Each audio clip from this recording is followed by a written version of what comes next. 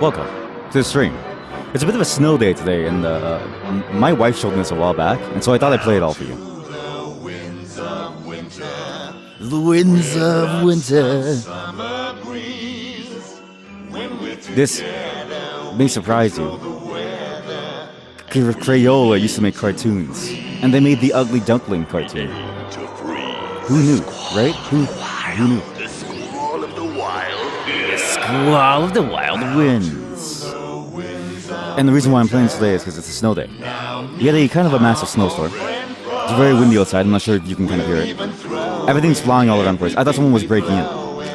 And so today's song is very fitting for what we're going to be doing today, as part of a snow day celebration. And yes, I know I'm 28 and I still enjoy snow days. I don't mind it. Are you cold? How sad. Let us wrap you in a blanket made of snow. Did you sneeze? Did you sneeze? Bad. Too bad. Let us introduce ourselves before we go. And again, Crayola made this. The crayon company. I don't know why the crayon company made this, but they made this. 'Cause you don't really know us till you shiver through a blizzard. You don't really know us till your faces turn blue. We can wail, we can hail, we can fall. It's actually pretty good too. It's actually pretty good. And we only have ice for you. The Ugly Duckling, no! Is that a quack in the ice? Yes. Is that a quack in the ice? In the water. Down. Down. Oh, down in the water. Bow to the Winds of winter. No more the song of spring. You're going to find us, leaving hope behind us. And our voices sting. Sting. Oh, Sting? yes, We're stinging in the rain. Stinging in the rain.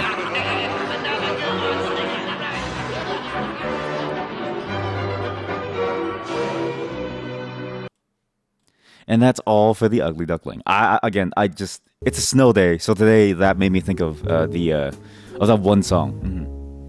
So what does a snow day entail? Well, it means that last night snowed, so everything kind of just shut down. It was interesting to sort of hear it, because my parents sort of work basically 24/7. And so to hear them basically say, like, hey, we're not working today. We're actually gonna go home and like hang out. I was like, wow. It's very interesting.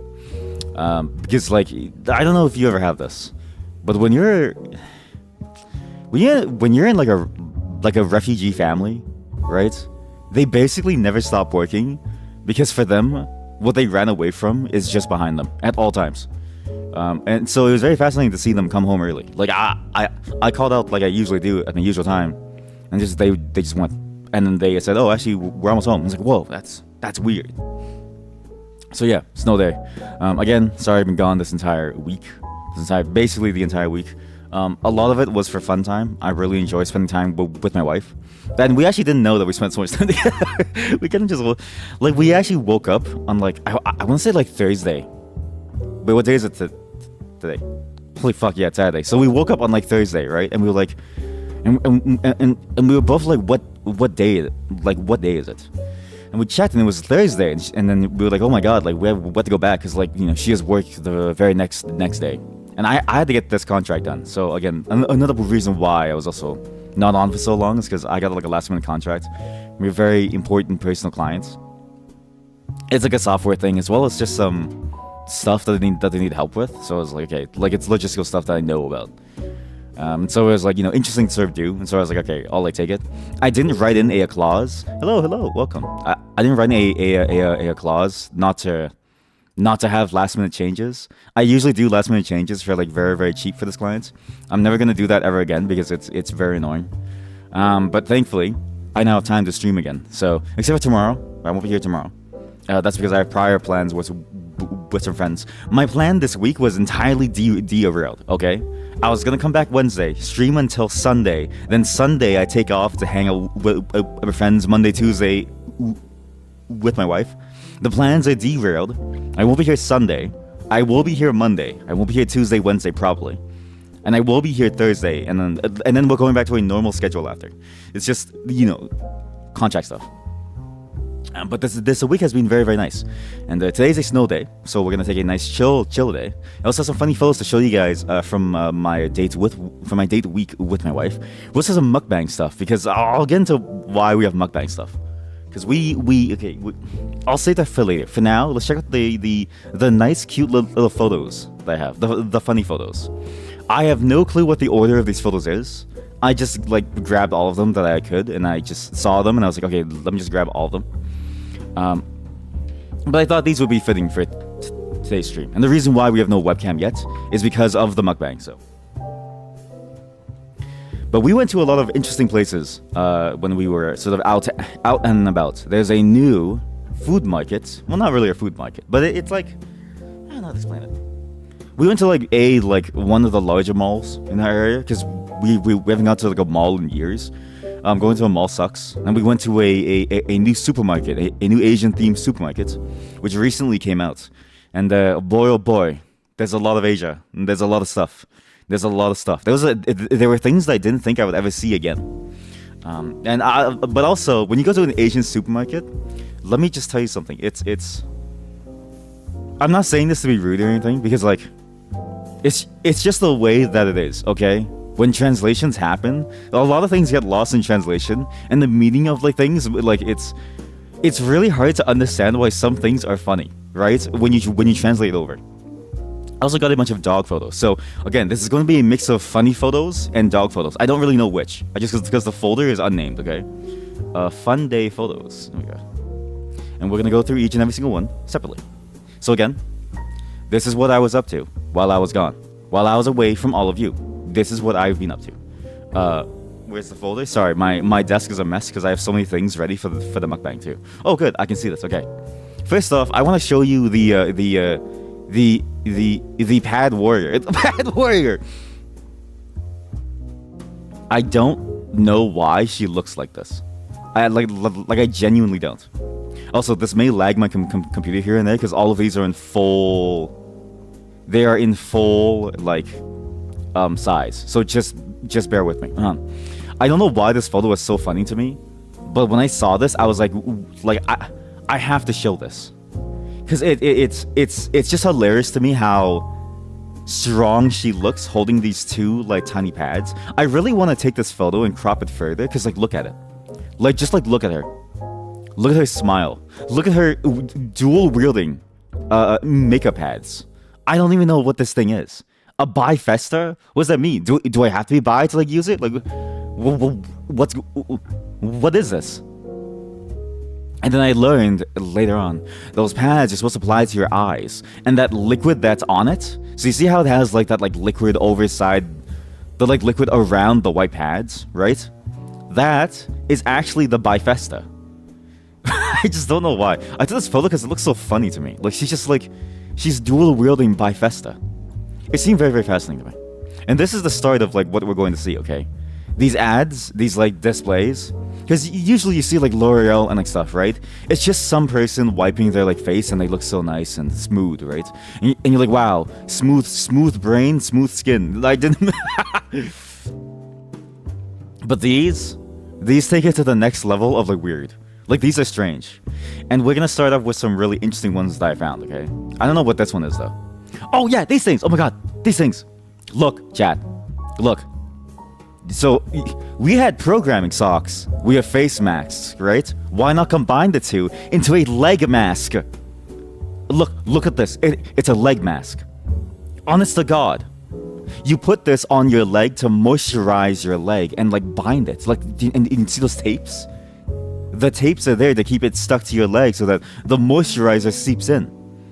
And I'm like, this looks god-awful because it covers your foot. Now, this is a godsend, right? If you're trying to get feet that's going to go on Wiki Feet, because I'm going to tell you now, Chad. I've been trying for a couple months now, okay? They have some high standings there. If your feet look like ass, you're not going to get a high rating, right? It's very, very hard. But if you want some beautiful feet, some very smooth feet with very nice, lack of hair follicles, and basically no pores, because now your skin is completely sealed up by some mysterious liquid that like does something that's hyaluronic. That's the phrase I saw a lot in the store. Then this is what you're going to like get, okay? This is what you need. You need to wear this on your foot to get maximum value from your skin. Do you know why? Because you don't want to be skinless or maidenless or whatever. You don't want to have low value skin.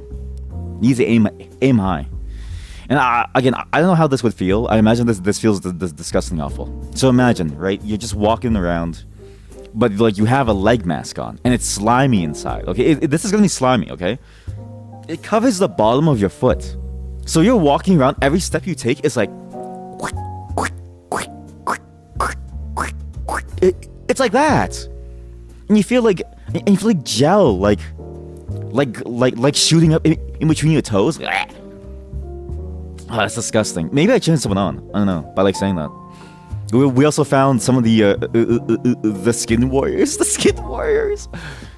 So for instance, and again, it will lag every time I change my photo. We have the skin warriors need to fight the wrinkle witch. The wrinkle witch. So you have the wrinkle witch, right? The wrinkle witch is terrorizing the town of Skinship. And so who do you bring to fight off the wrinkle witch? Well, you have Neutronite. You have Neutronite to fight off a wrinkle witch. You have who else was there? There were more people. Oh, did I not take a photo of? Oh wait. You have the leader of the party, the elasticity chief, and then you have his right hand man, Sarah Guard, which you can't really see. Sarah Guard. The Wrinkle Witch is going to be taken down by the something knight. What was the knight's name again? The Elasticity Chief and the Sarah Guard. Amazing. I was like, who makes these? And the crazy part is, this is $40, so it's useless. This thing right here is like $40-$50 in the store. Online, you can buy it for $12. So we didn't buy it. But I was very close to asking my wife, like, hey, can I just buy all of these so I have like warriors to like keep my skin safe from the Wrinkle Witch? This next one is I don't really remember what this one was. Oh yeah, breath fragrance.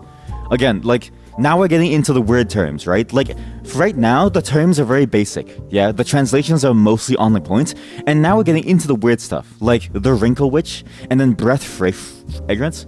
I would never call something that is meant to make my mouth smell good breath fragrance, right? But I don't even know what I would call it. And so imagine from the perspective of somebody who has to translate this product for a Western audience, you know, from overseas, right? And they have to figure out, okay, how am I going to make this thing sell, right? What are the words that I'm going to use to describe this like mouthwash that's going to make your mouth smell good? Well, a very old, outdated term for a perfume now is a fragrance, right? I guess you still use it. I haven't put on perfume or cologne in like forever because I don't know. I smell nice. I smell like a nice shade of shit. And so imagine, right? They see that term and they're like, wow, you can use the same thing for your breath, right? We make your breath fragrance. But when you say it like that, it just sounds weird. Like it sounds like, what does that mean? And then it gets weirder, right? Then you start to realize, like slowly but surely, things get a lot stranger, right? Then they start making up words, okay? Then they start making up words. Galactomyces. I don't know what the fuck this is. Galactic Mycenaeans? The Mycenaeans were a real group of people way back in like ancient Greece. And so what they've done is they've made this like fan fiction that when the ancient Greek empires fell, I don't know if they fell. I don't know. Wait, did Athens fall? When did Athens fall? Well, whatever. When Athens fell, was the Mycenaeans were the Mycenaeans Athenians? I don't know. When the Mycenaean Empire fell, they left Earth to go into space, and they came back with pure vitamin C harvested from the sun. The Galactomyces, pure vitamin C glow toner. Now and the thing is I don't even know if this is a real term, because when I tried to search it up, I got like a bunch of nonsense that I couldn't understand, right? But it seems like it's not real. But like a Galactomyces sounds insane to me. And then you start to realize, like, oh wait, they're just making shit up at this point. There doesn't need to be sense. They can say whatever they want, and as long as it sells, they can get away with it. What is this one? The same one, Galactomyces, sorry. Same one. There was one more that was funny. Yes, the too cool for school. Okay, this is also a very classic translation issue. When they hear catchphrases and they don't understand catchphrases, so they use the catchphrases in situations that don't really make sense. So the brand, by the way, this is a London, New York thing. I don't know why, right? The brand is called Too Cool for School. Yeah, it just sounds weird to me. But like, I know for sure this seems. I'm pretty sure this is like a translation back into a translation. I'm like 99% certain. I didn't look it up. I just assumed because the store was full of like Asian products. So it was like an Asian beauty store. Like half of it was a supermarket. Half of it was an Asian beauty store. It was a really cool store. I don't know how my wife found it. Well, she found it on like TikTok, but. And then you have this. This was the funniest one to me. This was from the snack section. So imagine, okay, you're making a nut and grain based snack. What do you say is the tagline of this nut and grain based snack? Do you say I go nuts for nuts? New York has that, right? But it's too late. That's a New Yorker thing. If you say it and you're in Canada, then guess what? You now people are really gonna say that Canada just tries to become new New York. No, you say grinded nuts. Cha-cha sugar-free nut drink. Grinded nuts drink. Sorry, I got like my nose is very phlegmy because of the snow outside. Grind nuts drink. I don't know why it's so hard for me to say without the phlegm. I don't know why they decided on this terminology. I'm pretty sure. Like, if they asked their Zoomer cousin how to translate this into English, their Zoomer cousin probably would have been like, bro, overseas, nuts means like, your ball sack. And they would have immediately known not to say grind nuts. Look at the image. It's white liquid. They knew what they were doing. They knew exactly what they were doing. I didn't buy this particular snack. I was very tempted to, but I couldn't figure out what it was. Because again, what is a grind nuts drink? I don't know. But I really wanted to, just for the name alone. And it's funny to see these translations always happen, right? In like Asian stores or like just any store with like ethnic goods that are brought over into like a whole different like a place. Some words do not translate well. In the original language, which I can't read, but I've heard someone say to me before, and it just sounds like a normal thing, because this is what you just say for like, I don't know, like soy milk. It's like a very similar terminology and phrasing to like soy milk, you know what I mean? But when you translate it over into like, the method that they used, and then nuts, and then the white liquid, it's just funnier. Way funnier in English. Way funnier than I think they ever expected it to be. And I feel bad for them. Because I imagine this must taste good. This is probably pistachio milk, and almonds, and pecans, and I don't know, pecan. What's another nut? My nut. It's my nut milk. It's my nut milk, and it probably tastes great. But this store didn't, just have this stuff. Okay, they also had snacks and stuff. So we're gonna have a couple of snacks on the stream. But when my wife and I were hanging out as well, I got a bunch of photos of my dog. So you may have forgotten that I have a dog, but I actually spend all of my time with her. I spend all of my time with my wife and my dog, basically every single moment. And I haven't really shown her recently. And I got a bunch of new photos to show you. Oh, also, this candy. I don't know what this candy was originally. This was a lollipop that I was like sucking on, and I forget what it was, but it looks like Shrek, right? I don't even know what the shape. I don't know. I remember the shape. It was like a letter, or it was like a phrase or something. But when I kept sucking it down, it eventually it looks like Shrek now. This will be an emote eventually. Once we get slots. So my dog is a very sleepy dog. Again, these photos will probably kill the stream for like half a second. Sorry. My dog is a very nice little cute sleepy dog. She loves to sleep a lot. I don't know why she loves to sleep a lot, but it's weird. She has spurts of like activity, and she sleeps. Spurts of activity, and she sleeps. She's lazier. She's the laziest puppy that I've ever seen, aside from my brother-in-law's dog, which I also have photos of because they were hanging out the entire week or 2 weeks. Last week, 2 weeks. I don't know, during the winter break, and I forgot to show everyone.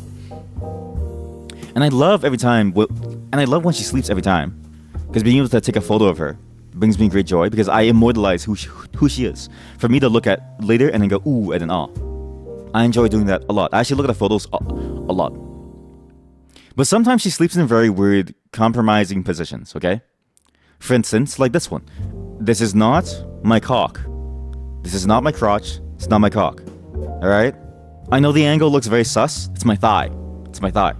Whatever bulge you see there, it's my thigh.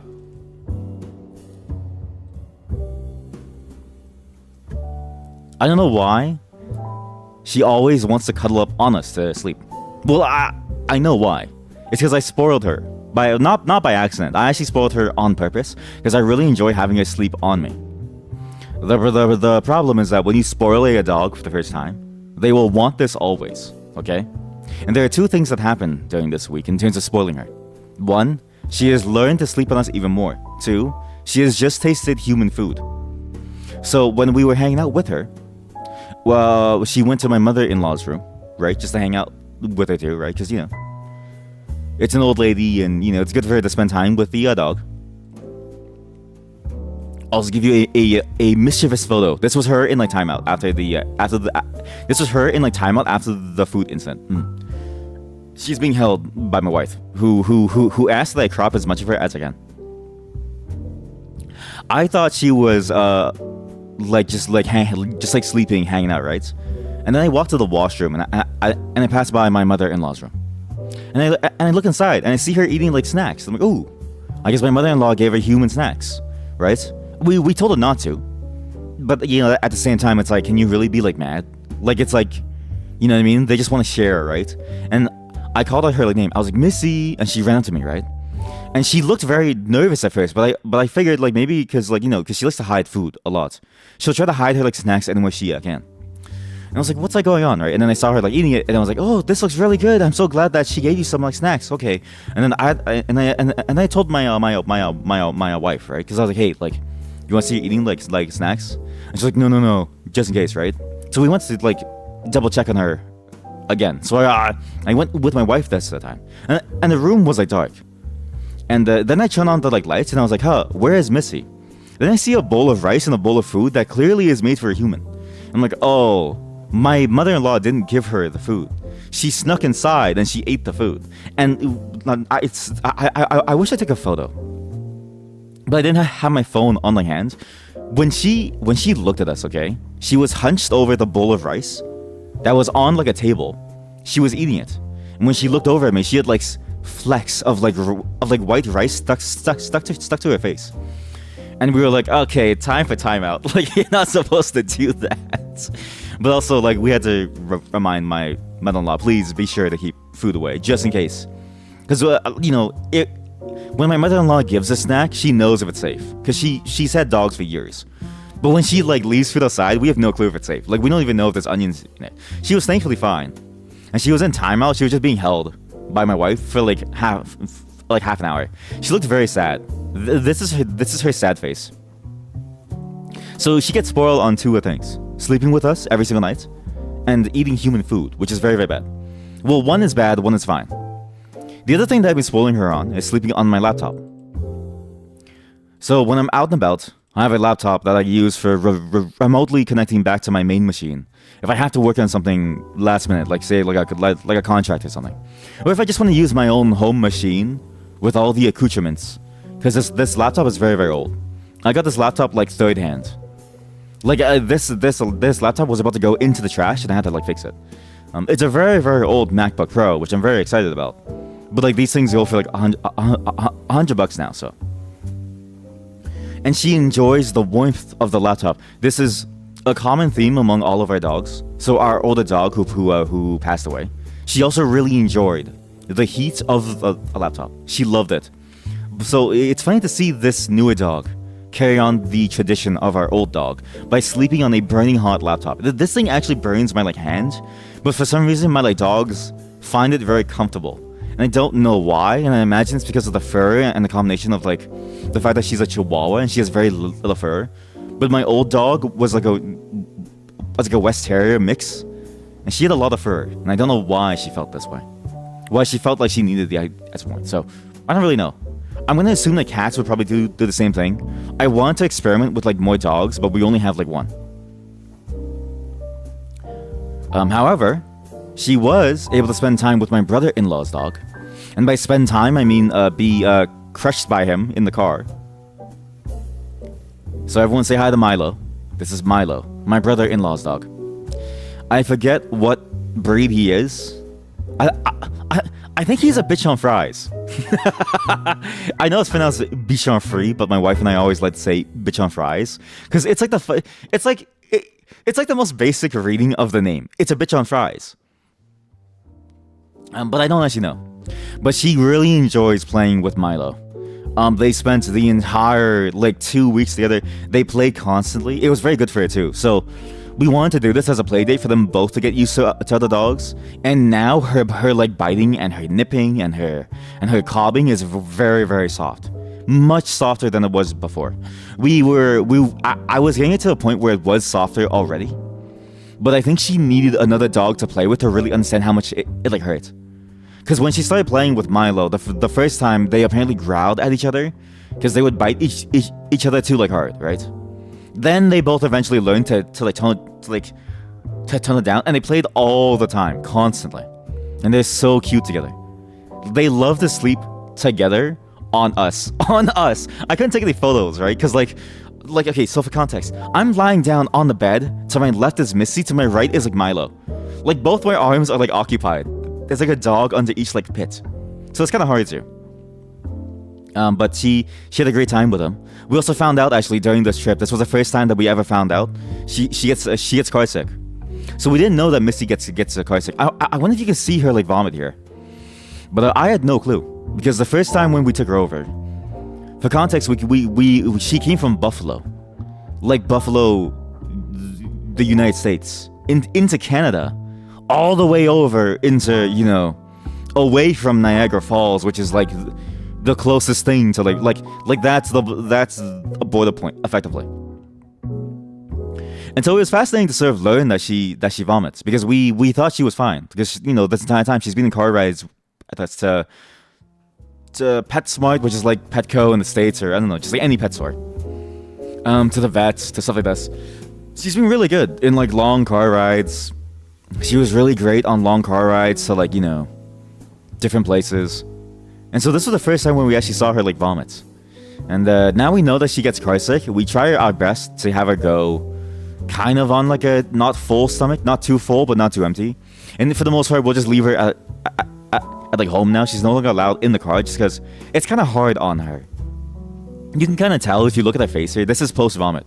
I'm assuming because like a vomit is like underneath them when we checked the like bed. And she looks tired, okay? When she vomits, it takes a lot out of her. I imagine because she's small. It happened again recently when my wife came to pick me up. She had no clue, right? And so we also found out that she vomits very silently. And so on the side of the car seats, at the bottom on the floor, there's just a pile of like dog food. And like one tiny piece of like dog poop because she ate her own poop.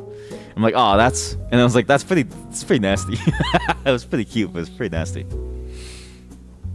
But it was funny too because on this trip you can see her little red shirt, right? So normal clothing doesn't fit her, and this shirt doesn't fit her at all. So this is kind of a God, I forgot to crop out the pants. Don't worry about my pajama pants. Yeah, so just that it doesn't fit her, as you can kind of tell. I don't know if you can kind of tell here. Kind of hard to see actually. Her right leg doesn't fit into the shirt. And so she wears the shirt like half off, and this is she looks so sad. This is after she vomited. So this is after she like vomited. This is after like a whole like 2-hour car trip. This is when we finally got like home, and she just sat there. She sat there and she just looked so dead. She was like, I don't want to move. Like I put her down and she didn't even respond. She just like sat there and just stared at the bed for like a good 5 minutes. Like she actually didn't move. I was worried about her. I was worried she would vomit again or if she would like pass out or something, but she just like sat there. She was so sad. So that shirt doesn't fit her too, which also is kind of problematic. Here, this is a better view of the shirt. you may see that there's a bit of an empty space there. She would look down, and so this is in sequence, okay? She looked down at it, and then she looked at me. And then she looked at me, and she's like, "Please save me." She's like, "Please." She was like, "Please take this shirt off. I don't want this thing anymore." She's so goddamn cute. She's very photogenic, actually. Very surprisingly photogenic. Very, very cute. But she was like, "Please help me." And you can see on her face, like, look how tired she is. She looks so tired. Like, look at her. I feel so bad for her. Because we had no clue. We had no clue she would be a car sick dog. Because every dog that we've had so far loves the car. Every single one. My brother-in-law's dog, our old dog, every single dog loved a car. This one, you can tell that she's just been through some shit. She's so tired. So tired. But the shirt doesn't fit. And so I actually made schematics to build a new shirt for her. To make a new shirt for her. Which we're going to be doing live on stream at some point. I just need to figure out where my sewing machine is, and if not, where my needles are. And if I don't have a sewing machine, then I go with some needles, and we just do like hand stitching. I'm also trying to find like a nice fabric for like for a shirt, because she really likes fleece. She likes the feeling of like fleece, a very, very soft wool on her body, and it's better too because she has very sensitive skin. You can kind of tell actually in this photo. Actually, maybe you can't tell, but around her like ears on the top side, there's a bit of a patch of skin where her hair doesn't grow in. And even here, under her like neck, we never put a collar on her. We actually have a harness for her, which I'm pretty sure I showed last time. When she was like a month ago, her like harness. And so this actually this like lack of skin is just a natural thing. And Chihuahuas apparently have very sensitive skin, but for her especially, she seems to be very, very sensitive, so it's good that she likes the softer things to make it nice for her. I need to remember to get moisturizer for her like her like stomach though. But yeah, I have some more photos of her sleeping. Oh yeah, also this one. This like funny photo here. This is a lost in translation photo. All you need is bath. These are bath bombs. 30% off, all you need is a bath. I feel like this should be the slogan for any like game tournament. Right? Any kind of game tournament out there. Like imagine if you're like a fighting game tournament. Or a Yu-Gi-Oh tournament. I've heard Yu-Gi-Oh tournaments smell bad. Or a Smash Brothers. I've heard Smash Brothers smells horrendous. Anybody who plays any Smash Brothers tournaments smells disgusting. I've heard that too. Then you probably just need this. But I have more photos of Missy. She loves to sleep around on us. So, for instance, here's her under the blankets. This is the original of the photo that we have as like this photo. It's like one of the ones in like sequence. New ones that we have are like these. And again, this is from this like week. She never changes. She loves sleeping in my arms, or she loves sleeping on my neck. I can't show you the neck ones because you see my face. I didn't crop it out in like time. She just KOs, and she'll stay at this for like hours. My arm like goes like dead. It goes like numb. I feel the like needles pricking me. Sometimes she'll love to sleep on my lap too. I don't know if I showed this one, but I forgot. Just in case if I forgot to last time. She'll love to sleep on my lap in my office room. With like her like thing. You can see her little dog, you know. Am I allowed to show dog vagina? I don't know. Maybe I shouldn't. I don't know if I'm allowed to show dog vagina, so I'll hide it. You disgusting monster. And just imagine showing it out there for free. But she loves sleeping on my lap. She's so goddamn cute. She also has like funny faces too. So I'll oftentimes catch her making funny faces at me, and she looks. My wife has said that her face looks mischievous, and I agree, because of things like this. She looks so mischievous, and I don't know why she looks like this. I caught her staring at me like this. I was like, "Why are you giving me the side eye?" It's like, "Why are you giving me the side eye?" A little crazy dog. This was inside the like car. She was giving me a side eye. She was like, "I'm thinking about something. I don't know what she's planning, but she's planning something." You know, and she's a great dog. So she's in great health. I just thought I'd give an update on her. Oh yeah, also we have a because because no clothing fits her. We've had to make do with like either the oversized red Christmas shirt or My mother-in-law made this. It's a sock.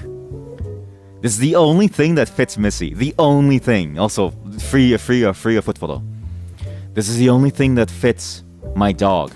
Is a sock that's cut out into a small little, like, you know, thing. Vest. It's so sad to see. I feel so bad for her. Right? Because that sock... Listen, I've worn that sock. That sock is probably used. And that sock probably still smells like foot on some level.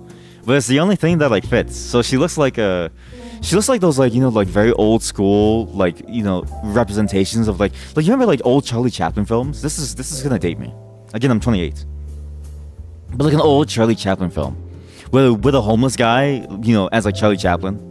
He has, like, you know, like, clothing with, like, holes in it, and his sock, and his, like, underwear and stuff like that. This looks like that. She looks exactly like that. And I feel so bad for her. But she finds it very comfortable, and it's better for her skin anyway, so. Well, not the best, but it stops her skin from rubbing on, like, things. And again, she will not stop sleeping on us. So, again, this is not my crotch. It is my crotch, but you don't see anything. It's my thigh. She loves to curl in as much as she can. If there's any small space, it doesn't matter how small, she'll try her best to curl in to fit inside of the small space. To her detriment, I think. This looks very uncomfortable for her, but apparently she fell asleep like this, so... You know, so apparently she, like, likes it. But she fell asleep like this for maybe, like, an hour or two, and then she woke up. She loves these, like, weird, tight positions. Again, she likes caves. She's a very cave dog kind of dog. It's weird. And then she also has... But sometimes she just... Sometimes her body breaks, and she sleeps in, like, a weird formation. Like this. I know I had to crop out like 99% of this photo, but her head is not resting on anything. Her head is completely up, and I wanted to turn this into like an emote because it looks like she's like praying, and it just looks funny. So this is gonna be the new Prage emote for this channel. We have Prage now, but I think this is a much better Prage emote. It's just her praying. It just looks funny. It's so good. So yeah, that was all for my trip. And while we're doing mukbang, we'll be talking about a bit more things, a couple more things. But let's move on to the mukbang segment. Now again, the mukbang segment, because of how it's going to be done, there's going to be no face cam today, okay? No face cam. And I have to do it now while the hot water is still going. We have 3 snacks today to show you guys. 3, okay? Again, my wife and I went to an Asian supermarket, and we got a bunch of really cool snacks that I didn't think were possible. I don't know. I just didn't realize that they would have these. It's weird. I don't know. I assumed that they wouldn't have these. Hopefully the music should still be playing. The music is not playing. God damn it, here. But, welcome back to the Windows XP background. We're now officially starting the mukbang segment. We have three things to show you today. Not in any particular order, but there is one thing that we need to do first before the hot water runs out. So this is piping hot. This hot water boiler, it's piping hot. Ah, it's really hot actually. Ow. Okay, don't do that ever again. Jesus Christ. We have this. Ah, god damn it, I dropped my chopsticks. Wait, sorry. God damn it, sorry. Pause.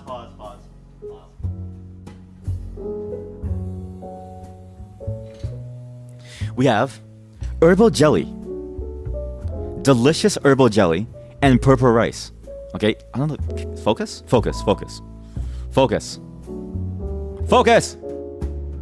Hey Terry, how's it going? We have herbal jelly and purple rice. We're doing some mukbang stuff. Now, okay, I just want you to all to look at this, okay? Remember this image, okay? This is what sold me on this snack, was this image. It's really hard to see. Look at this image. Looks great, right? Look at the amount of milk. It comes with milk and honey for flavor. Looks really good, right? I want you to remember this. I have a bowl ready because of how disappointing it is. We have this. This is probably the best thing ever. Now, I really love... Yo, your boyfriend has the same mousepad? Because I'm pretty sure we all do. Okay, for context, this mousepad is on Amazon. It's like the cheapest mousepad that is like the largest size. It's the cheapest, largest mousepad out there. Okay, yeah, for context, I really like Hong Kong style milk tea. It's one of my favorite sort of drinks because like the flavor is very... It has that like depth of like bitterness in the tea flavor, but it also has that sweetness that you can't get anywhere else. Like it's a very interesting flavor. I don't know how to describe it. It comes down to the leaves that you use to make the drink. It's a mixture of Ceylon tea leaves as well as some other things, which I don't really know. And usually when I make it, I make like a whole batch because it's kind of a hassle to make like, you know, like a small amount each like time because your tea leaves don't last as like long. They'll give as much value. But this place sells pre-made ones in cups, pre-made cups. So this is upside down. It hasn't spilled yet. It's actually pretty cool. This I can imagine this being in like a Starbucks. If Starbucks was founded in Hong Kong, where was Starbucks founded? I don't know. It also comes with a straw. This is a 5-head. This comes with a straw more often than my orders of McDonald's. And the thing that we're gonna start with today is this snack. Instant tteokbokki. Instant rice cakes. Cheesy rice cakes. I've never seen this. I thought this wasn't possible because rice cakes, if you don't know, this is a Korean snack. Rice cakes are kind of annoying to sort of have because you get like the raw rice cake and you have to cook them. You have to either fry them or you have to like, you know, do stuff to them. They come as like basically like a very hard dough kind of like thing. They taste kind of awful. I've never tried this yet, by the way. No, sorry, not that they taste kind of awful, but they're hard to cook. They're awfully hard to make. And like they're awfully hard to keep on the hand because they take kind of a small, like enough effort to dissuade you from doing it, right? What the fuck is this? This is exactly it. Like it's just hard. I can't even like bend it. How do you make this? Cheese sauce. Wait, fill with water. Add rice cake and powder seasoning to the same cup. And so they have something like this that has, you know, just enough preservation or preservatives in it to make it easy to cook the, like, you know, the snack. This is a huge time saver. Not that I don't enjoy. Oh god, it's too bright. I'm so sorry. I should have thought about lighting beforehand. Sorry. Like, it saves me a lot of time because the alternative is you have to cook these things from scratch, and this is softer than what it usually is. Okay, never eat that raw. It tastes disgusting. Oh my god. Not disgusting, but like it doesn't taste as good. Raw. But yeah, this is a great time saver. And I was fascinated to sort of see these snacks, right? Because again, where I am, very hard to find these snacks. Even in we have this a place called Kmart. Well, we have a ripoff of it called H-Mart. And the idea is that you go there to get like, you know, Korean themed stuff. So or just like, you know, straight from Korea goods, like imported in, right? I still haven't seen these ever. And so I didn't know that these existed. If I knew, I'd be eating it a lot more. Because my favorite place to go is there's this one food truck up by Koreatown where I live. And the truck sells rice cakes with fish cakes with sausages and like stuff. They also sell the red bean cake fish. Red bean fish cake or something? I don't know. It's so good. Let me just open this cheese sauce, sorry. But I only like it because of its convenient place, right? Again, to make it on your own, it's not the most time-consuming thing. But it's like, if I wanted to cook, I would just cook like a full meal, right? Like, why cook this when you can just make kimchi fried rice instead? Or like any other dish in the entire world, right? So this is kind of a godsend for me. This is for when I'm lazy. And I love instant noodles, okay? Instant noodles are my favorite snack ever. But sometimes you get sick of eating the same instant noodle over and over. Or sometimes you just get sick of, that's really cheesy, eating instant noodles at all. How you do this? Fill the water to the marked line inside. Okay, good. So it's nice sometimes to just have like a different instant snack to like eat. We're gonna leave this. So, okay, stir well and partially cover the cup. Okay. And instant foods, I find, are a very strange category of food snacks to have, because they're either really, really good or they're really, really weak. And it all depends on like how much money it costs and generally how much it takes to make the thing. So your plain instant noodles is what everyone knows. Those are usually high effort to make, and so it's surprising that they get so cheap. But other things I think that would be good as a frozen or like instant food, aren't really instant or they're just frozen, or they're instant but they taste awful compared to the real thing.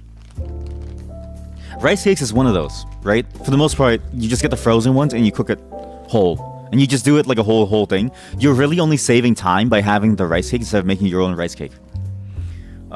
Pizza, you're really just saving time, like making the pizza dough and like throwing it around, and like having the pizza toppings, right? If it went more into the instant route, I think it'd be better overall. But I imagine there's just a lot of logistical issues for converting food into instant food. So I'm curious to see how this one tastes like. We're gonna wait and let it go. Let it cook for now. In the meantime, I'm gonna give you the biggest disappointment of my entire life. So this is the herbal jelly snack, okay? I had this already. The only one that I haven't had is that rice cake one. This is my bowl of milk that I got on the side. You can't even tell because it's so bright. Now you may be wondering, Sick, this snack comes with built-in milk. Why do you need more milk? This is why. I'm going to show you exactly why. First, pop off the top that is ridiculously tight. I don't know why. Then, pull out the honey packet. That's a lot of honey. That's a good amount of honey, right? This is pretty good. It's not like really good honey. You can tell it's watered down, right? We have a really good honey farm where I am. Like a beekeeper. And they make some delicious honey. Like really thick, really, really nice, organic honey. It's super good. Take out the spoon, right? Again, it's just a spoon. Like, it's not very fancy. It does look cool, though. Here, I'll open it. And again, we're not just doing mukbang today. We will be playing games, too. But I just figured we would start with this. Because as I eat, it gives me time to talk about, the future week and stuff. Till like halfway. We have the grass jelly. This is going to be hard to open. I need to open this and suck up the juice. So just don't worry about the sucking noises. Wait. Don't mind the sucking noises. Wait.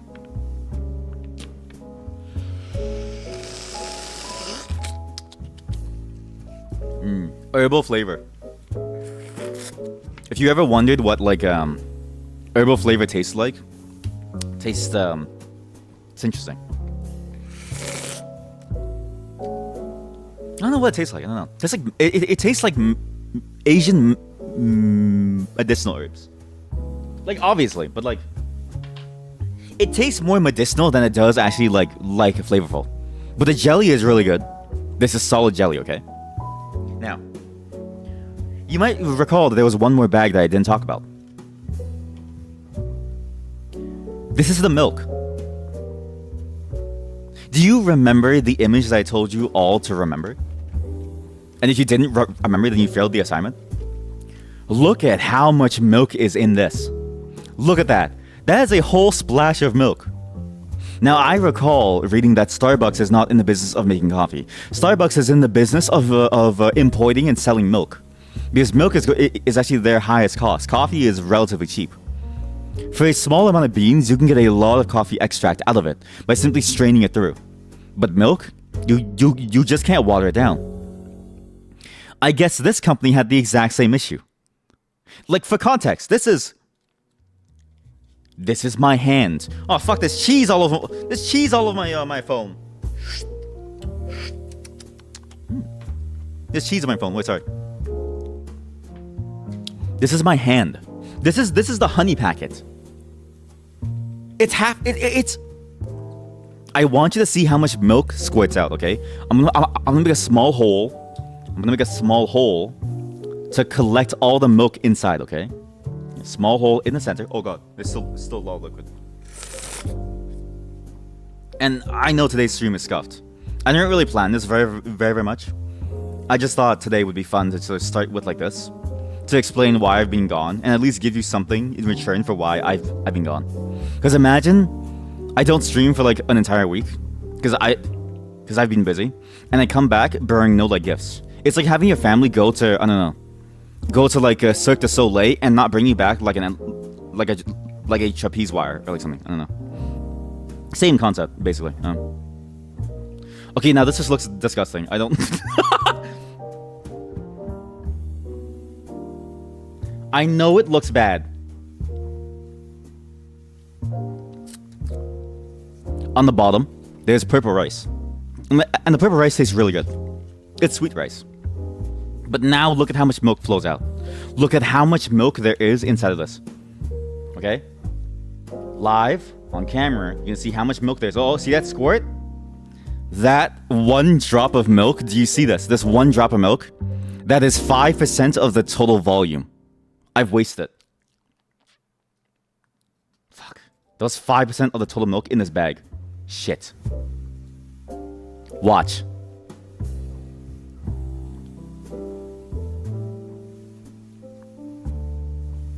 This is very sexual. This is way more sensual than I thought it would be. And I'm sorry. I'm very sorry. Oh god, this is very sensual. That's it. That's it. That's it. That's it. Look, there's nothing else. Ugh. Oh yeah, big boy. Give me it all. I'm trying. I don't think there's anything left. That's it. That's it. Should have bought some grind nut milk. Yeah, I should have actually. I should have got some grind nut milk to go with my herbal jelly. Again, look. Again, size comparison. Okay, size. Listen, there's nothing wrong with having very little milk, right? All you need is like 2 squirts of milk and you're done. That's all you need. Biologically, that's all you need to get pregnant. But look. Let's compare sizes, okay? Look at this milk on the image that sold me. Look at this. It doesn't even fill the hole. It doesn't even fill the hole. It doesn't even fill the hole. Do you see that? It doesn't even fill the hole.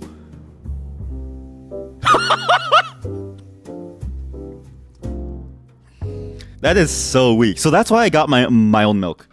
That's why I got this thing. This is a bowl of milk that I stole from my niece.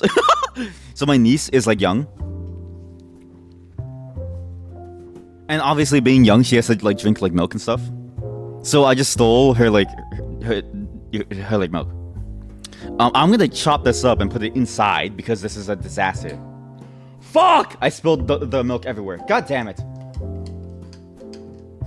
Oh, this is a disaster. Oh god, there's milk everywhere. Oh god, my desk it's gonna stink. Oh god. Thank god I have toilet paper on my hand. Oh dude. Oh, bro, you spilled your milk everywhere, man. Come on, bro, you spilled your milk everywhere, man. Dude, it's all over my face now. Sorry, dude. I didn't see you there. Need to be careful not to dox myself too. Again, doing these is like fun. But the fear of doxing myself is ever present. Ever present. Okay, now we get the honey. Now the honey is good. I actually think the honey is a very sizable amount of honey. You get a lot of value out of this. It's not the best honey, because again, it's very watered down. The flavor is very weak. The consistency is definitely very like more sugar water than honey. But at least you get a lot of it. Like look at this. That's good volume. Look.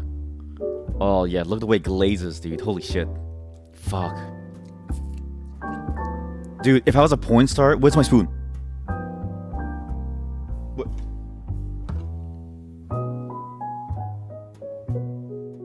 Is my spoon inside the bowl? Is it inside the bowl? Shit, it might be inside the bowl. I need to go get a new spoon. I'll be right back. I need to go upstairs and get a new spoon. Sorry. Give me 1 second. Hi, my name is Reese Witherspoon. Sorry, that was a lame joke. Have a spoon. Sorry for that. Just a bit of a mishap. I didn't realize it was inside the bowl, so let this thing just simmer down. And again, this must be a weird stream to come back to, right? I haven't been on in forever. I disappear with no warning. I literally start the new year saying there's gonna be more streams, and then I just like fuck off, right? But you know what? life gets in the way sometimes. Not that that's a bad thing. But this is still, like, this doesn't sustain me. So it's like, I have to figure out, there's the spoon. I have to figure out some way to make money, right? So I appreciate your patience. And every time I leave, I'll be sure to come back with something weird like this, okay? Because boy, oh boy, is this weird. Wash the spoon off with all the honey. There we go. This is a weird segment. I kind of want to, like, lick the honey, actually.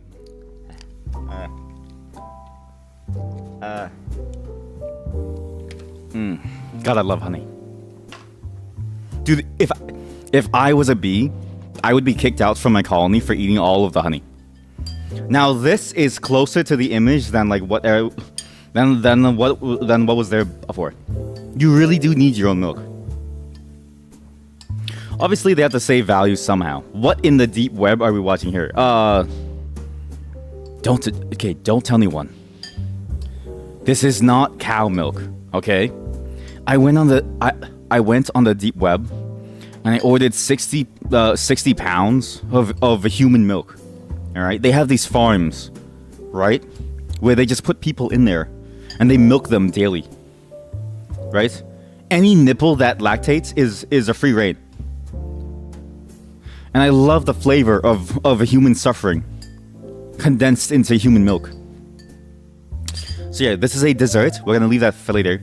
Our little instant rice cake should be done now. I don't really know what to expect here. Yo, it actually looks. It's still hard. It's hard as shit. It's hard as shit though. It's actually hard as shit. No, this is okay. I have to. I'm gonna go put this in a bowl, put it in the microwave for 30 seconds. I'll be right back. This is hard as shit. I was scammed. Is the water cold? Like, is this cold? What is this? This is hot, right? This is hot. I don't know. Is this hot? Ah! Yeah, it's hot. It's really hot. Jesus Christ. Yeah, it's hot. Okay. No, it's actually warm. Okay, so I think I let the water stay for too long, so now it's warm. I have to microwave this. I'll be right back. Okay, sorry for that. I'm back. 50-50 this gives me cancer because I didn't realize the cup was styrofoam. So, that cup was not microwave safe. I was able to save most of it. Don't mind the water. Oh god, the water's everywhere. Oh god, wait. I was able to save most of it though, so it should be fine. Why do I have toilet paper? Don't ask. I'm preempting these questions that I know all of you are going to have. But when you microwave it and when you do it properly, it actually looks really good. Like look at this. That's actually pretty good. That's not too bad. If I had a sausage that I could eat and that wasn't my own, I would definitely put this in the side there. I feel like if I put my sausages in this, I'm going to get like a UTI or something. So let's try one. Let's see how this tastes like. We'll see how it goes.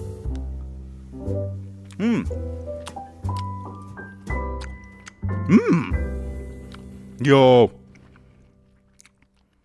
That's good.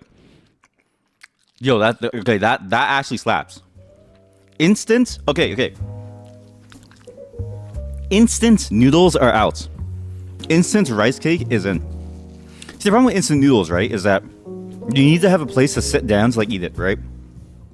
Because almost always they're soup based, but this is sauce based. This is just sauce. You can eat this on the go, and all you need to do is you buy like an egg, or you buy like I don't know, like a pork belly. Who am I kidding? We're in Canada. You can't buy that here. All we get from convenience stores is like Doritos, Lay's ketchup actually, which Americans don't have. So maybe we do have something good. But you can't eat Lay's ketchup with instant rice cakes, right? But if you're in Japan or South Korea, maybe North Korea, I don't know. I actually don't know. I haven't watched the Markiplier's North Korean documentary yet. But if I do, then we'll know. Then you can put sausages in or pork belly or anything. It tastes great. Actually, it tastes really good. Well, do you think Markiplier survived in North Korea, or do you think they sent back like a clone? Probably a clone, right? That was good. There's one more snack. You may recall that there were three things, right? So we have rice cakes. Ow, it's really, really hot. Herbal jelly with purple rice. Yep. Hong Kong milk tea. I actually don't know the flavor of this one. I think. but I know how it works mechanically. Now this is the cool part. They give you a straw, okay? This may surprise some of you. But depending on places, like depending on which McDonald's you go to, they don't give you a straw. There's a hole in the top. You poke it in, all the way through, down into the thing, and you drink it just like this. This is top tier engineering, and the flavor, just like your average Hong Kong style cafe milk tea. Now, you're not gonna watch me eating the entire time, because that's boring. In fact, this is actually just a segue into other things that I wanted to show you all and I talk about. For mukbang, is not just a way to eat with each other. It's not, I almost said eat each other. It's not a way to eat with each other. It's also a way to sort of like share news and talk about things, okay? Now, what gaming news are we going to be talking about today? Not too many things, except for one major thing. Well, two major things, but this one is the most major thing, okay? This is the one that I found out about this morning. Because my friends messaged me and they were like, yo, I can't believe it's happening, but it's happening. And I was like, what? Smite 2. Smite 2! Let's just watch this. Let's just let's just raw dog watch it.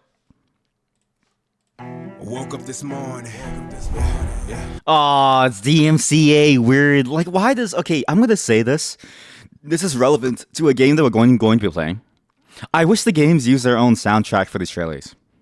Because when you have these like remixed real life songs, it just doesn't fit. It never fits. It never fits a mood. And this reminds me of the Prince of Persia trailer, because we're going to be playing the Prince of Persia demo today. That trailer also had a really bad song choice. Feeling reborn and it's like a new dawn. And again, if you've never seen Smite, it is a third person. It's a third person MOBA. It's a really, really good. It's like League of Legends if it was actually fun. Really good. Like, look at that. All the gods are back. Every single one. If I'm being honest, nothing can stop me. I'm feeling godly. Oh god. I'm feeling godly. Again, the music is awful. But look at how good it looks. Holy shit. This is my first time seeing it too. It looks really, really good. Wow.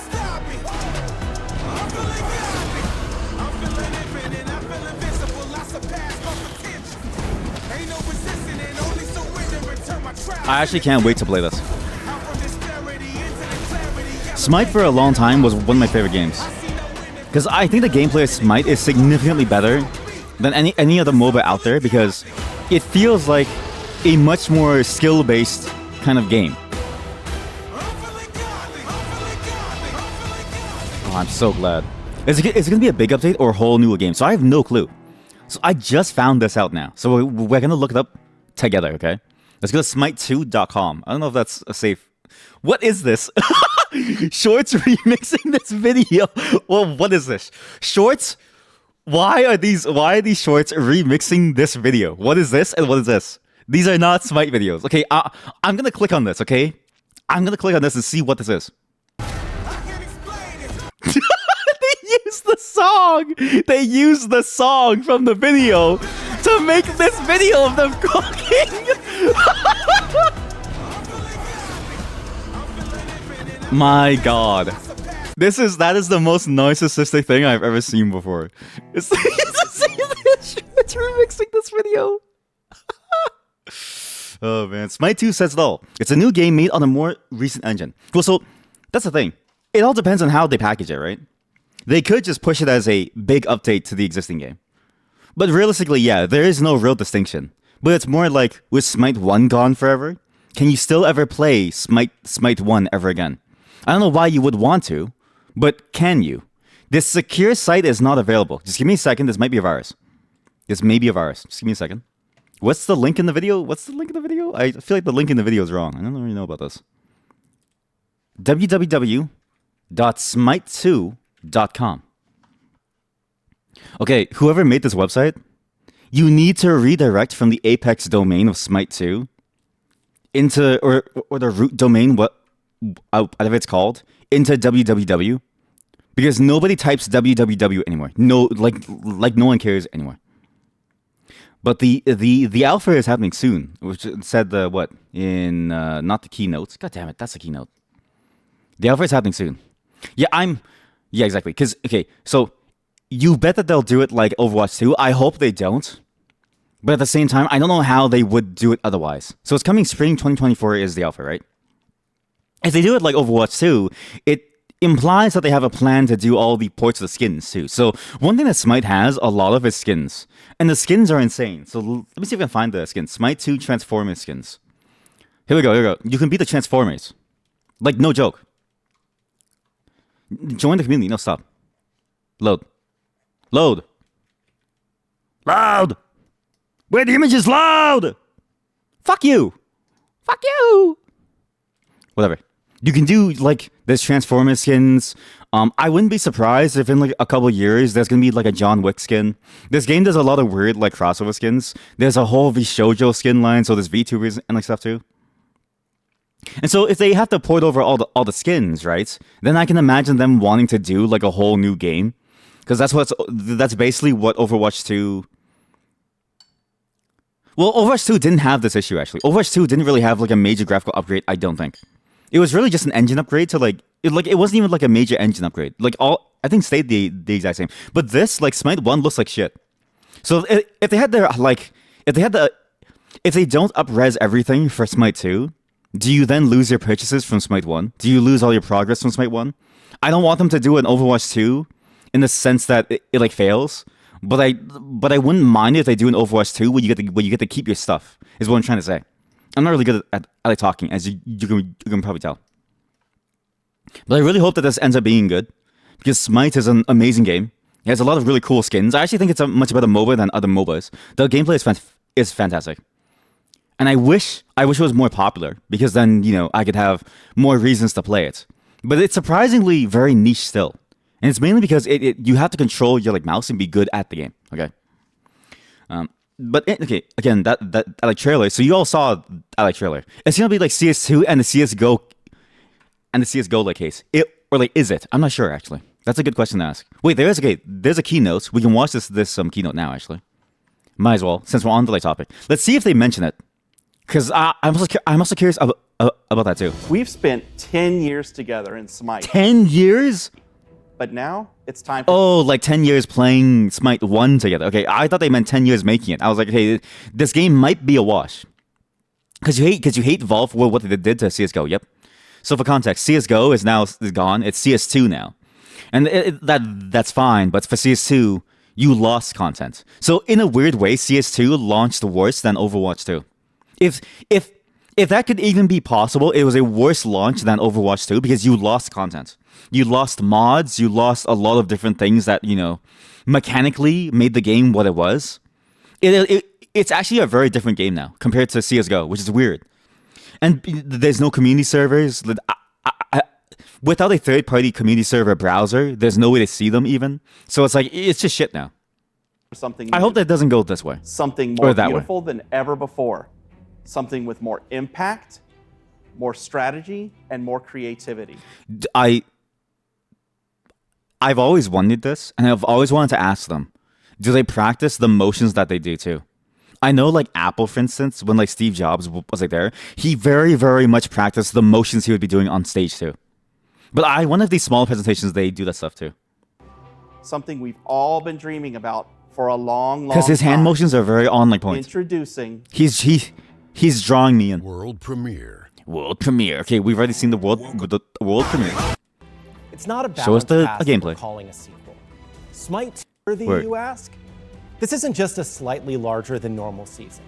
It's not a balanced pass that we're calling. It's not a balanced pass. Smite 2 is the next generation. Holy shit! It looks really good. Third-person MOBA. It looks really good. This is a true sequel to Smite, fully modernized and rebuilt from the ground up in Unreal Engine 5. That's a two-generation. I hate this god, by the way. Over I forget her like name, but I hate facing her. Back in 2006. 2006, Jesus Christ. So let's get started. Smite 2 has all the things you already love about Smite. and so much more. So this is the It's got the important part. depth of strategy and tactics that you can only find. Okay, that's not the part that I care about, right? If the gameplay is the same, just say that it's the same. What happens to my skins? Do I get to still be Optimus Prime? 3-lane MOBA. Where's Optimus Prime? Competition is core to our DNA. And rest assured that Smite 2 is a competitive game that rewards your time and your skill. How about Unlike my those other my MOBAs, wallet? Smite 2 is Do you amazing reward me third-person buying the combat. Transformer skin? Whether you're coming from MOBAs, shooters, action games, or MMOs, you'll feel instantly at home. And of course, Smite 2 feels great on keyboard and mouse. No, I don't care about this. Where's my skin? I want. There's. You could be Aang from Avatar, Zuko. You could be Katara. There are so many crossover skins, and I have a few of them. I hope to God that they're not gone. You don't play MOBAs, nor do you like them, but Smite's the only one that you have some respect for. Yes, I agree. They're one of the few MOBAs that are trying to innovate in the space. Most MOBAs tend to be very samey. Most MOBAs don't really take risks for the gameplay formula, right? But around this time, there were games like Paladin, which I think is still dead. Smite, although apparently Paladin is coming back. Like Valve is making a Smite-like. Actually, that might be why Smite 2 is releasing, because it's Smite-like. But it's like there's a lot of interesting things that they do with the gameplay elements, and then they also do a lot with the framework around the game to keep you enticed in it. Like just the skin crossovers alone are very interesting, right? And then yes, they also went with actual god lords from actual religions too. So the gods themselves have a lot of research put into who they are, and they very much, and they translate them very, very well into their gameplay counterparts. Like they do a lot of very interesting things in the space that you don't really see other games do, right? It's like the kind of fantasy that is much more risky to do, because you need to do it perfectly, or you're going to get a lot of detractors against it. It's really hard to explain. You remember one design made a lot of controversy, so they changed it, even though it was lore accurate. Yep. And that happens quite a bit, and it's going to happen, right? Because these are gods that people still believe in today, right? Some of the gods are very old, like Ares. I don't know a single person who believes in Ares, but if you do, good on you. I don't want to be near you. You're going to kill me. But some of these gods are real. They're not. You know what I mean? Like people still believe in them. So it's a very risky sort of game to make, but they do a great job of respecting all of the things that they come across, and they do a great job of translating it into gameplay that makes sense for that god. And then they make it actually a fairly balanced game as well. The style of gameplay for a MOBA is very unique to what it is compared to everything else. And then the crossovers is just cream on the top. It's a really good style. It's a really good game. Smite 2 has a diverse roster of gods representing mythological pantheons from around the world, all updated for UE5. Some, like Loki, stay true to the god you love in Smite 1. They just look a lot better. Others, like Anubis, it's Marvel. It's the Marvel universe is Loki. better. Others, like Anubis, have Marvel incredible Loki. new animations and godly effects, flexing the power of UE5. Some are reimagined with new abilities. That's right, Ymir's wall now knocks up enemies, and he can use it to rocket jump, at least as much as a frost giant can jump. And some have an all-new look that stays true to their Smite 1 legacy while updating it for a new era. Here's an early look at Smite 2's. I like that they added some new gameplay elements to it, actually. Thinking about it more, I wasn't really sure. But to go from a Smite 1 to a Smite 2 without any gameplay changes would kind of feel weird, right? Because it would for something to warrant the sequel title, you have to do something with it. Kind of like how CSGO went from CS2 and became worse. That's pretty good, right? At least they changed the gameplay, and they made it warrant a number bump, right? This adding new gameplay elements makes sense. Neath, who feels much more mythologically appropriate than before. And of course, Smite 2 has all new gods. Introducing Hecate, whose flowing robes and otherworldly effects are only possible in UE5. Hecate, the Greek goddess of sorcery, has been the single most community-requested god for Smite.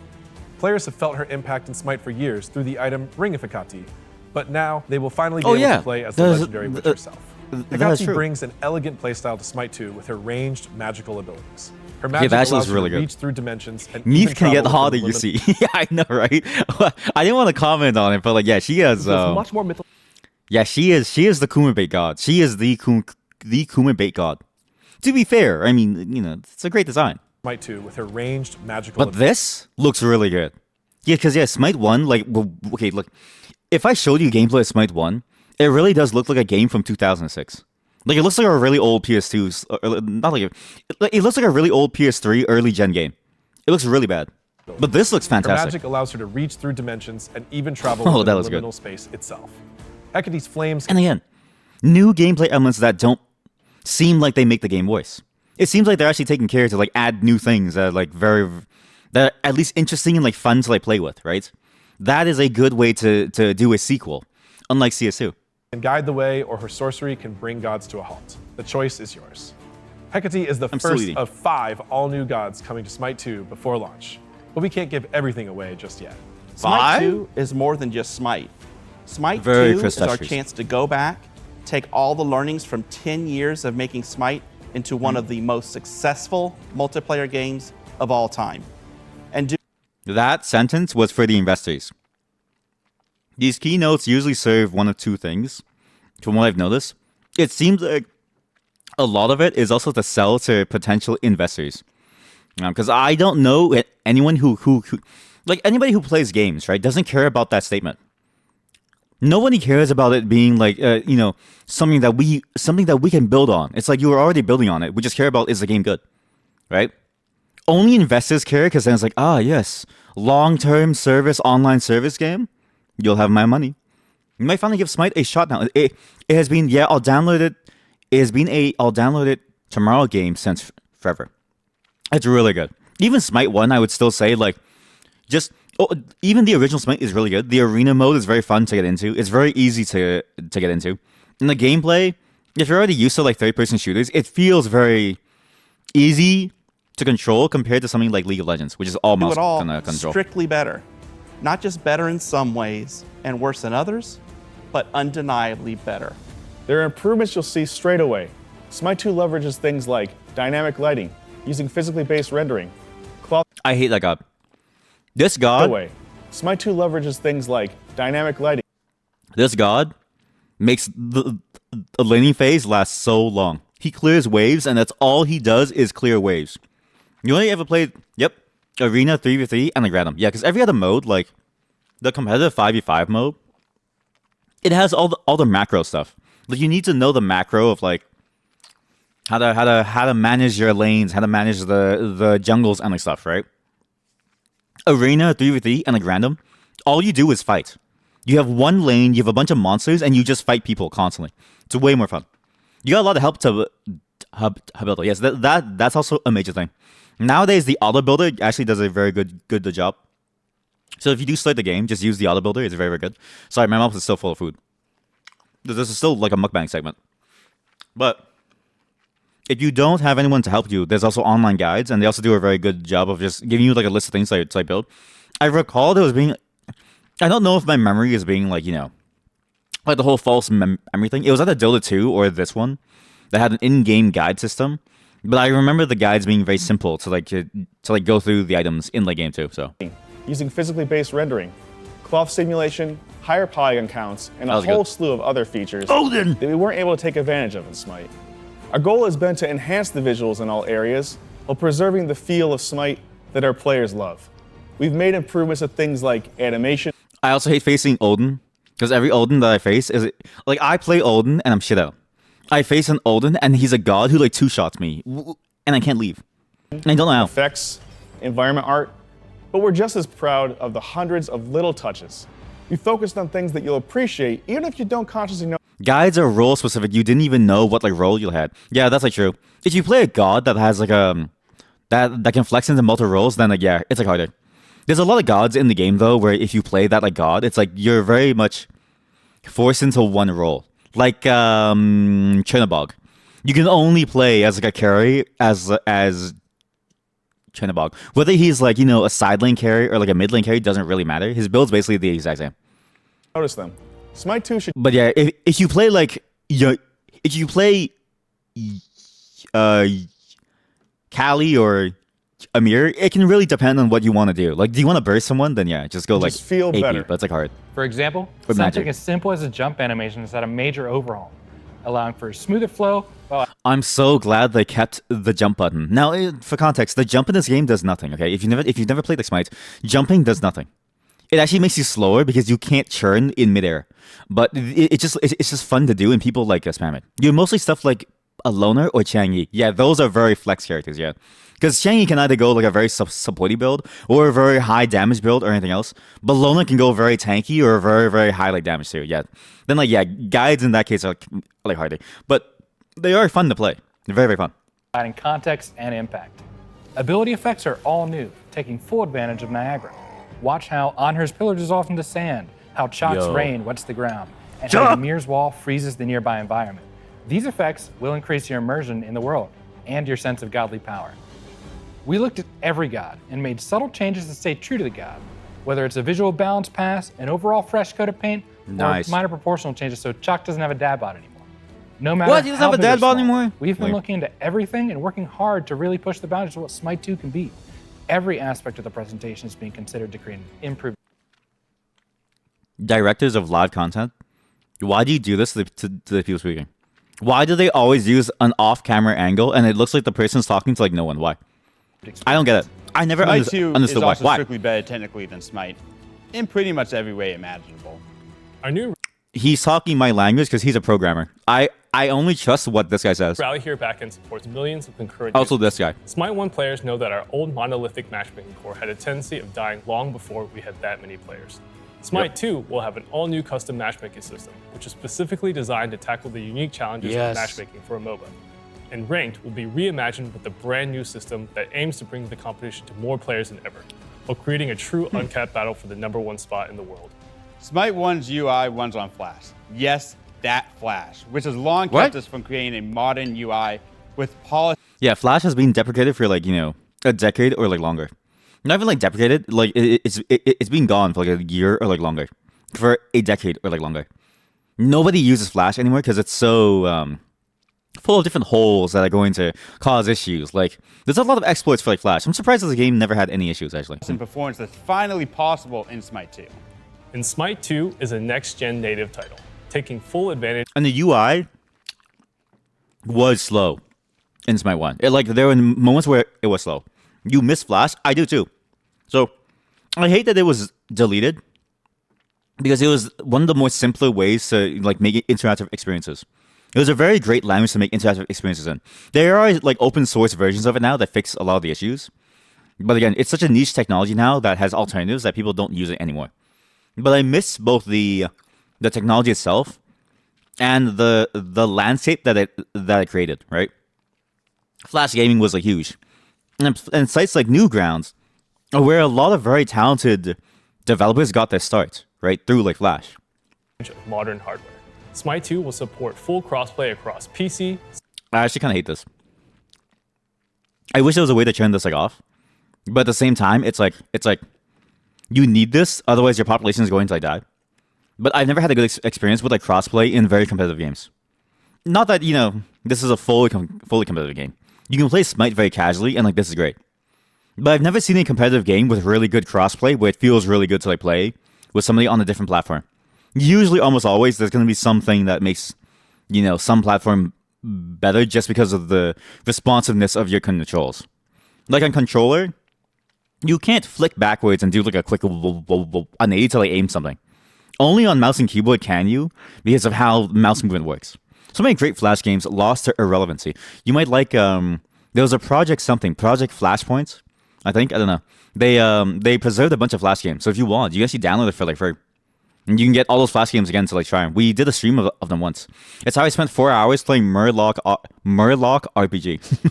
Steam Deck, Xbox Series X usual. And S, and PlayStation 5. Wait, what? Smite 2 is a game where fighting feels strictly better than ever. Xbox what? And PlayStation 5. Crossplay across PC, Steam Deck, Xbox Series X and S, and PlayStation. Okay, this is why did they make the Xbox naming scheme so complicated? I had no clue. It was the Xbox Series X and S. I had no clue it was that confusing. Which one's old? Which one's new? I don't get it. PS5, PS4, like that's easy. Just add a number to it. Yeah, you hit up a Flashpoint a couple days ago. It's really good. Basically every game under the sun, except for newer ones. But you can also manually download the newer ones. if it's still being used here and there. Most every site though does like the conversion tool, or most every site now like Newgrounds just supports engines like Unity outright, or even just like a WebGL like framework. So Station 5. Smite 2 is a game where fighting feels strictly better than ever, so you can feel more like a god with additional impact on every hit. Weapon movements leave trails, making attacks more visible. But what about my skins? Upper and lower What about my Zuko skin? body animations are more in sync, positioning your character within the action. Specific animations and effects have been retuned to add more impact than before. CC status and immunity are now clearly communicated on nameplates, so it's easier to read the flow of combat. And work has been done on the UI and user experience to make sure you truly feel when you're hitting your enemies and being hit. That was a major issue of this game. I actually thought this was the biggest issue of this game was readability of when things happen. There was very little feedback when you actually got like a hit on. There was very little way to tell what was on like an enemy in terms of like their stats effects, because again, it's like a third-person MOBA, right? Like there's no way to click on someone to gain information about them like in Dota 2, right? You can't see like a debuff bar. It's very complicated. And because there's so many different effects in this game, and they're all very unique in like how they happen, and because it's really hard to gauge a sense of depth, especially when you're melee range, but also when you're also just a ranged character. It's hard to tell unless you listen very closely to that sound effect when you hit someone. So I'm glad that they're paying attention to that, because it is like a pain point when you first start. Is that you'll swing your weapon doing your auto attacks by holding down left click, and because you don't know your range, you don't know if it actually lands or not. At this point, you figure no skins from 1 because the new engine and updated textures. Yeah, that's what I'm thinking too, which is sad. Because again, that's a lot of value lost. I get it, because you have to make some compromise, right? And like you have to upgrade the engine at some point, and I imagine they'll bring the skins over eventually. I hope. But this does represent sort of like that question, right? That question that, the chat member had about like, is this going to be a big update or a whole new game? Because like the distinction is really, as a player of this game, do I lose anything by like playing it, right? And if we're going to lose skins, if you're going to lose hundreds of dollars of the value, right? Sure, you might say the game is free, and so you basically got infinite value from it. But at the same time, some people have like thousands of dollars of skins. I'm not one of them. But some people also have very limited time skins. Like, any skin that's ever, like, imagine you have the Bob Ross skin. The best skin in the game. I love that skin so much. I wish I had it. I have a friend who, like, has it. And you could only get that, like, 8 years ago. Like, a long time ago. You could never buy that skin ever again because the license died. And so he's one of the few people who has the Bob Ross skin. He can never play Bob Ross again. Because if they never update that like skin, because you can't buy it anymore, right? And so there's no monetary incentive for them to bring it over. It means that you lose value when you move over. And so it seems like they're going towards that like way, because again, they're talking about all new visuals for like everything, right? So I'm kind of worried. This is going to alienate, I think, a sizable portion of the game's population that like did actually spend money on like stuff. And this too, when they're still doing collab skins, like. I wonder if people will even buy skins now, knowing that these skins won't even, like, may not even transfer. That's assuming that they don't say anything about skins later on. There's still about 8 minutes left, so let's just see. And 10 minutes left. Most importantly, 11. It's a game with strictly better tactical and strategic depth than Smite 1. We've completely overhauled the idea of items and relics in Smite 2 to open the doors for more creativity, expression, and experimentation in every game you play. First up, relics are gone, at least as you know. Yes. Now every god has 2 buttons by default. Purification beads to immune crowd control, and a warding slot used specifically for your choice of vision control options. What about the other former relic options and items? So for context, relics are like it used to be like a slot that you could buy an ability just for you. Like, and like you had a couple of options. You had a move that allowed you to teleport a short distance forward if you didn't get hit. You had purification beads, which cleanses all CC on you. Now they give you purification beads forever. As like a default, that's fascinating. Play. First up, relics are gone, at least as you know them. Now every god has 2 buttons by default. Purification beads to immune crowd control, and a warding slot used specifically... And wards are what you use to gain vision on the map, right? It's fascinating to me that they went with CC cleansing as like the only choice. I thought you would be able to choose, because like in League of Legends you have a similar system. You have 2 buttons, right? And you can choose which abilities to have on like those. And that's your common abilities for every champion, right? To blink forward or something, right? That's basically what Smite had before, and now they're reducing the number of options. I'm curious why. I'm curious to hear why. For your choice of vision control options. What about the other former relic options and items? Well, now your entire 6-slot item inventory could potentially have an activated effect, triggered by a button press. Okay, that's sick. That is way better. So this is the one thing that I hate about games like League and Smite. Itemization is very simplistic. So, in Dota 2, or in Dota 1 even, right? Items can have very varied effects that very much change how you play. An item can even define your hero's core build, right? Your hero being your god or whatever. Let's just use the term god just to normalize it across, right? Because we're in Smite land. It can be so drastic that it forms the entire identity of your god. League and Smite don't have this. The League has some of it. Smite basically had none of it because it just wasn't really easy to like activate certain items. So for the most part, it was whoever got more items and AKA got more numbers and got the correct numbers and more of the correct numbers would always win by stat checking you. Having active options allows you to have a trade-off, right? You might have less numbers, but you have a stronger active. But now there's a skill component to it. Knowing when to use it, how to use it.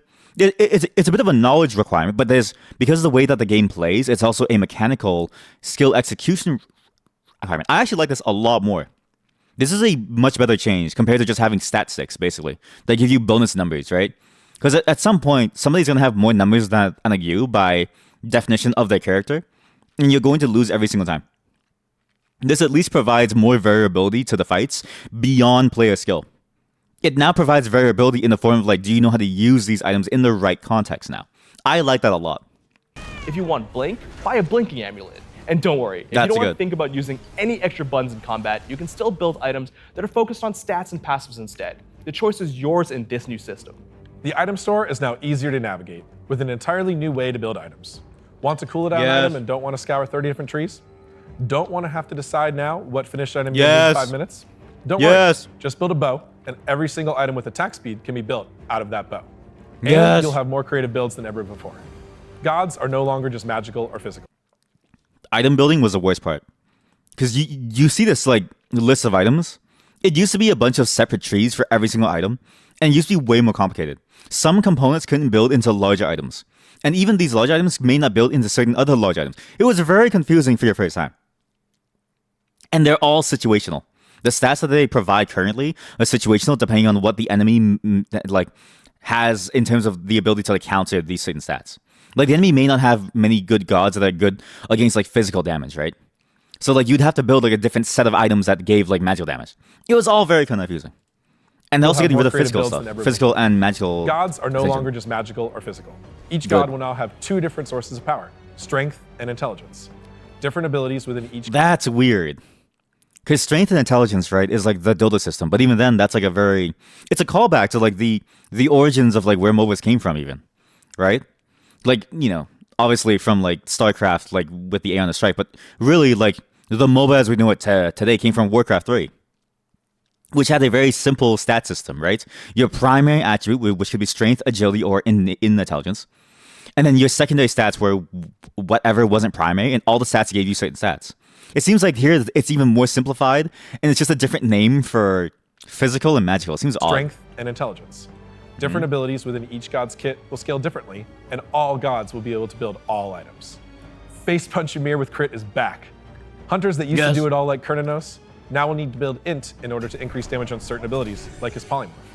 And new hybrid utility options let Chalk build int to buff his healing. And there's even more new in Smite 2 to reward you for tactically and creatively playing the Conquest map. It's still basically same though. Exactly. That's the thing that like gets me confused, right? Is like if it was more complicated, like in Warcraft 3, where like agility gave you attack speed and armor, and strength gave you HP and HP regen, and intelligence gave you mana and mana regen, then I can see a case for it. But in this case, the way that he just explained it was, we have renamed physical power to strength, and we have renamed magical power to intelligence, and every skill scales with both stats, the same as it was before. But the main difference I think that he would want to like get at was that any god can build any item now. So before, items were role locked. So there's a bit of a weird one. As certain gods, you couldn't buy certain items. Like as Ymir, you couldn't buy crit items. It just wasn't possible, right? The game locked you from buying crit items. It let you buy quite a few items that span different roles, right?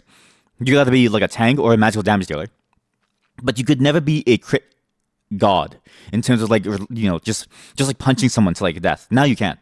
I think that's the main thing that they wanted to point out. But yeah, the strength and intelligence distinction doesn't really matter. It's just the same thing, and the scaling seems to be the exact same because some abilities are already scaled like that. So what's the difference? I don't know. It seems stupid.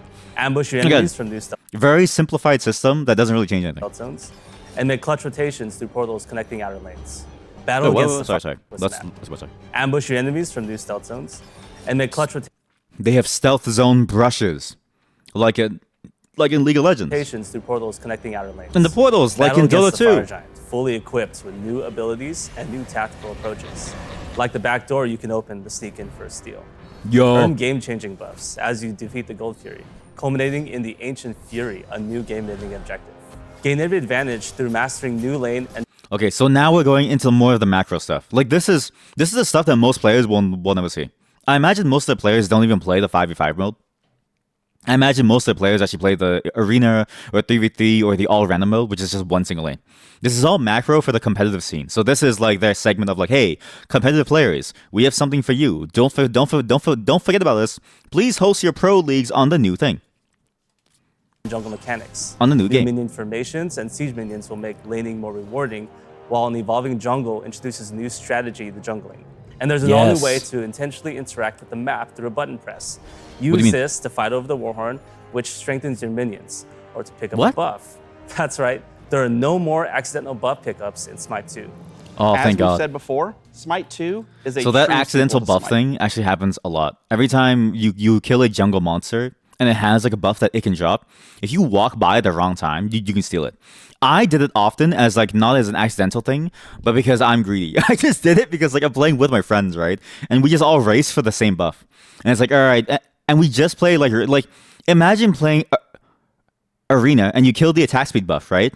And all of a sudden you see your Zeus walking up for the attack speed buff, and you're like, dude, you're a spellcaster, you don't need this. But he doesn't care. Because why would he care? You just go. It's a free for all. It's pure chaos. Now they've ruined me.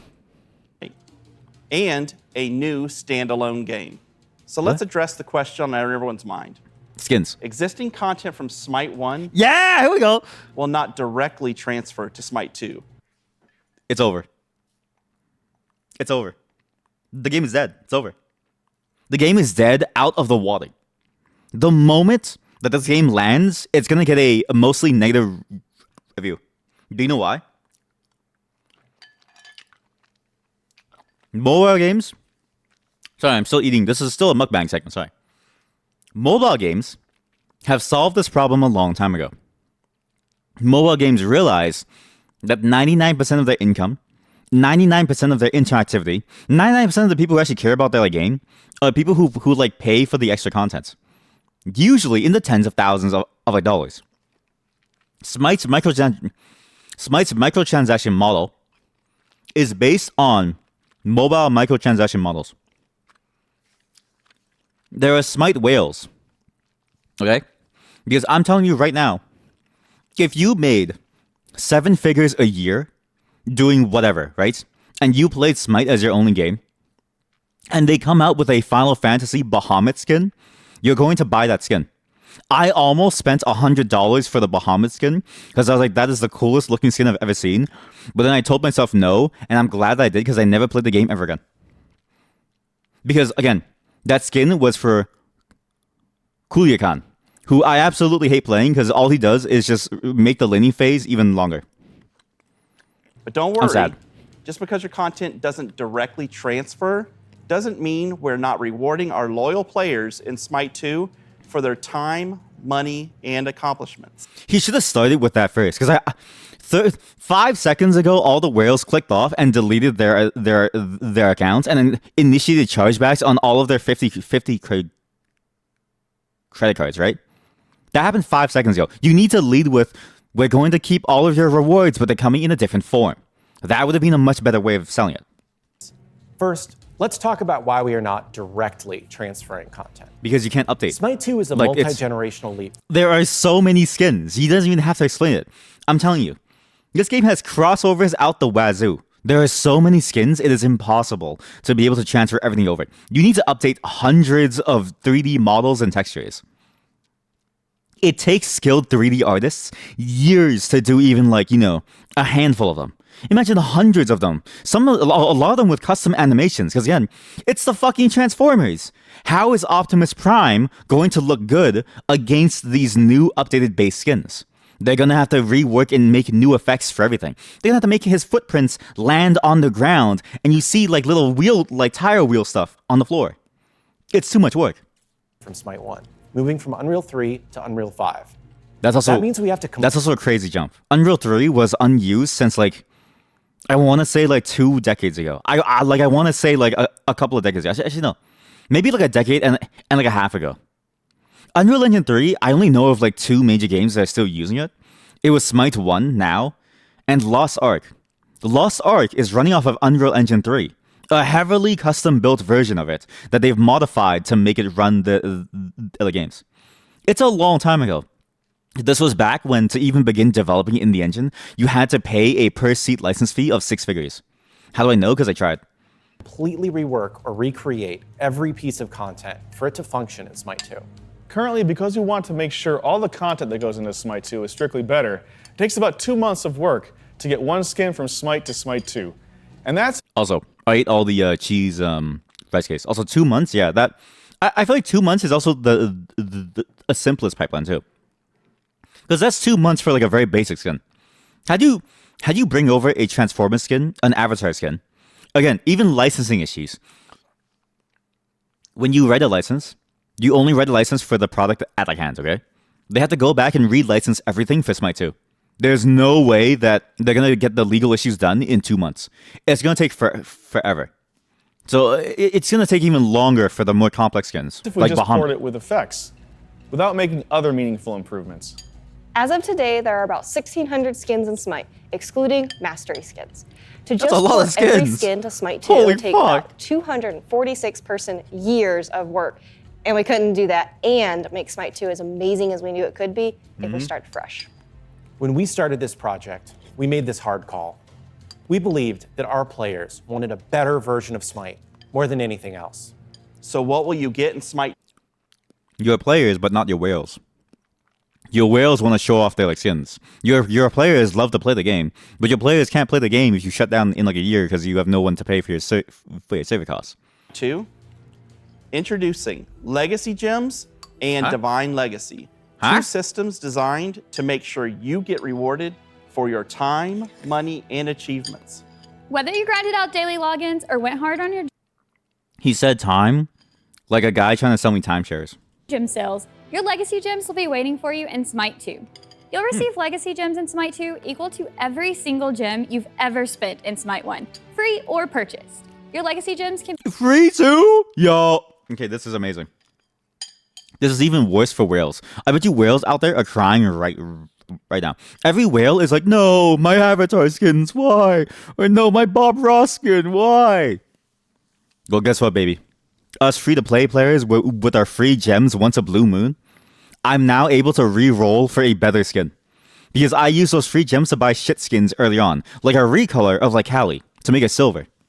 I don't need that anymore. I can buy something good now. Get shit on, whales. be used to pay for 50% of most in-game purchases. Only 50%? Okay, I'm sorry. What is this shit? You've already spent full price on the base game, on the first game.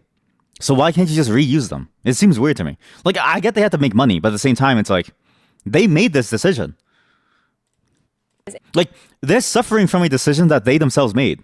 They should have thought about this more. In Smite 2. This is going to piss off So things a lot of people, events, I feel like. Skins, battle passes, and Smite 2 will all be half off until you spend all of your Legacy Gems.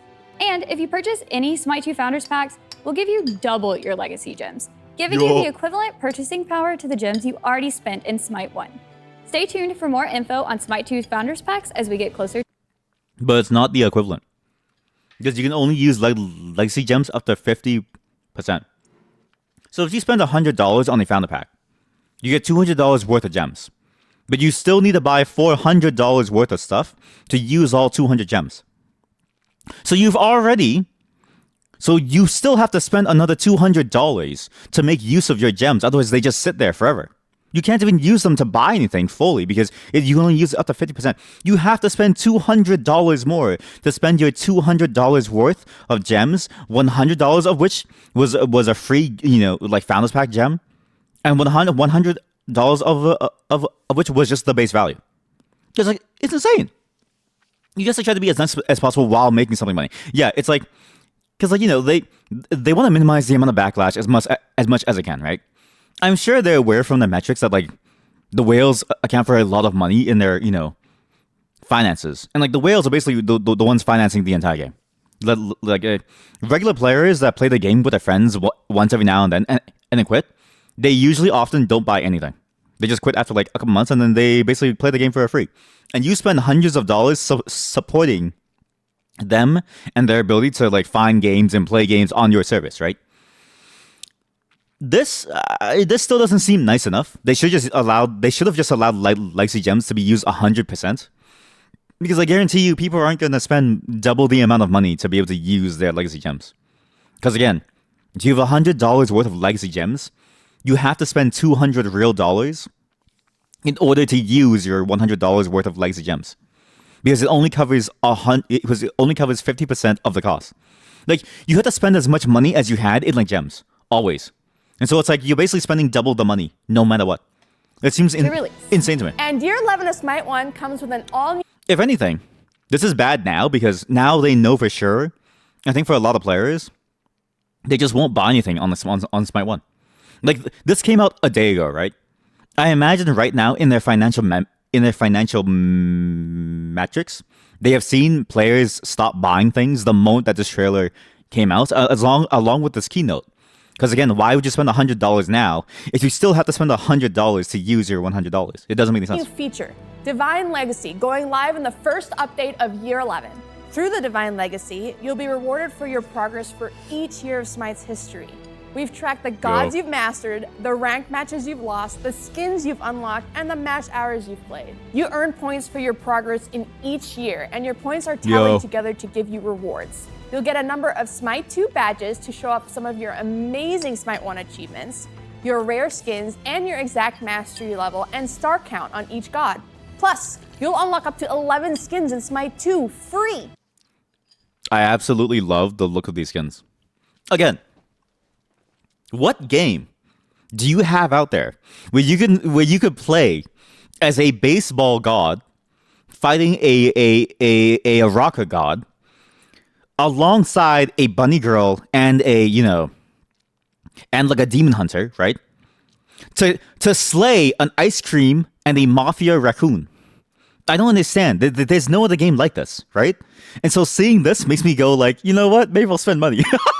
Like this makes me feel like it doesn't matter what they do, I'll still spend money because like there's no other game like this.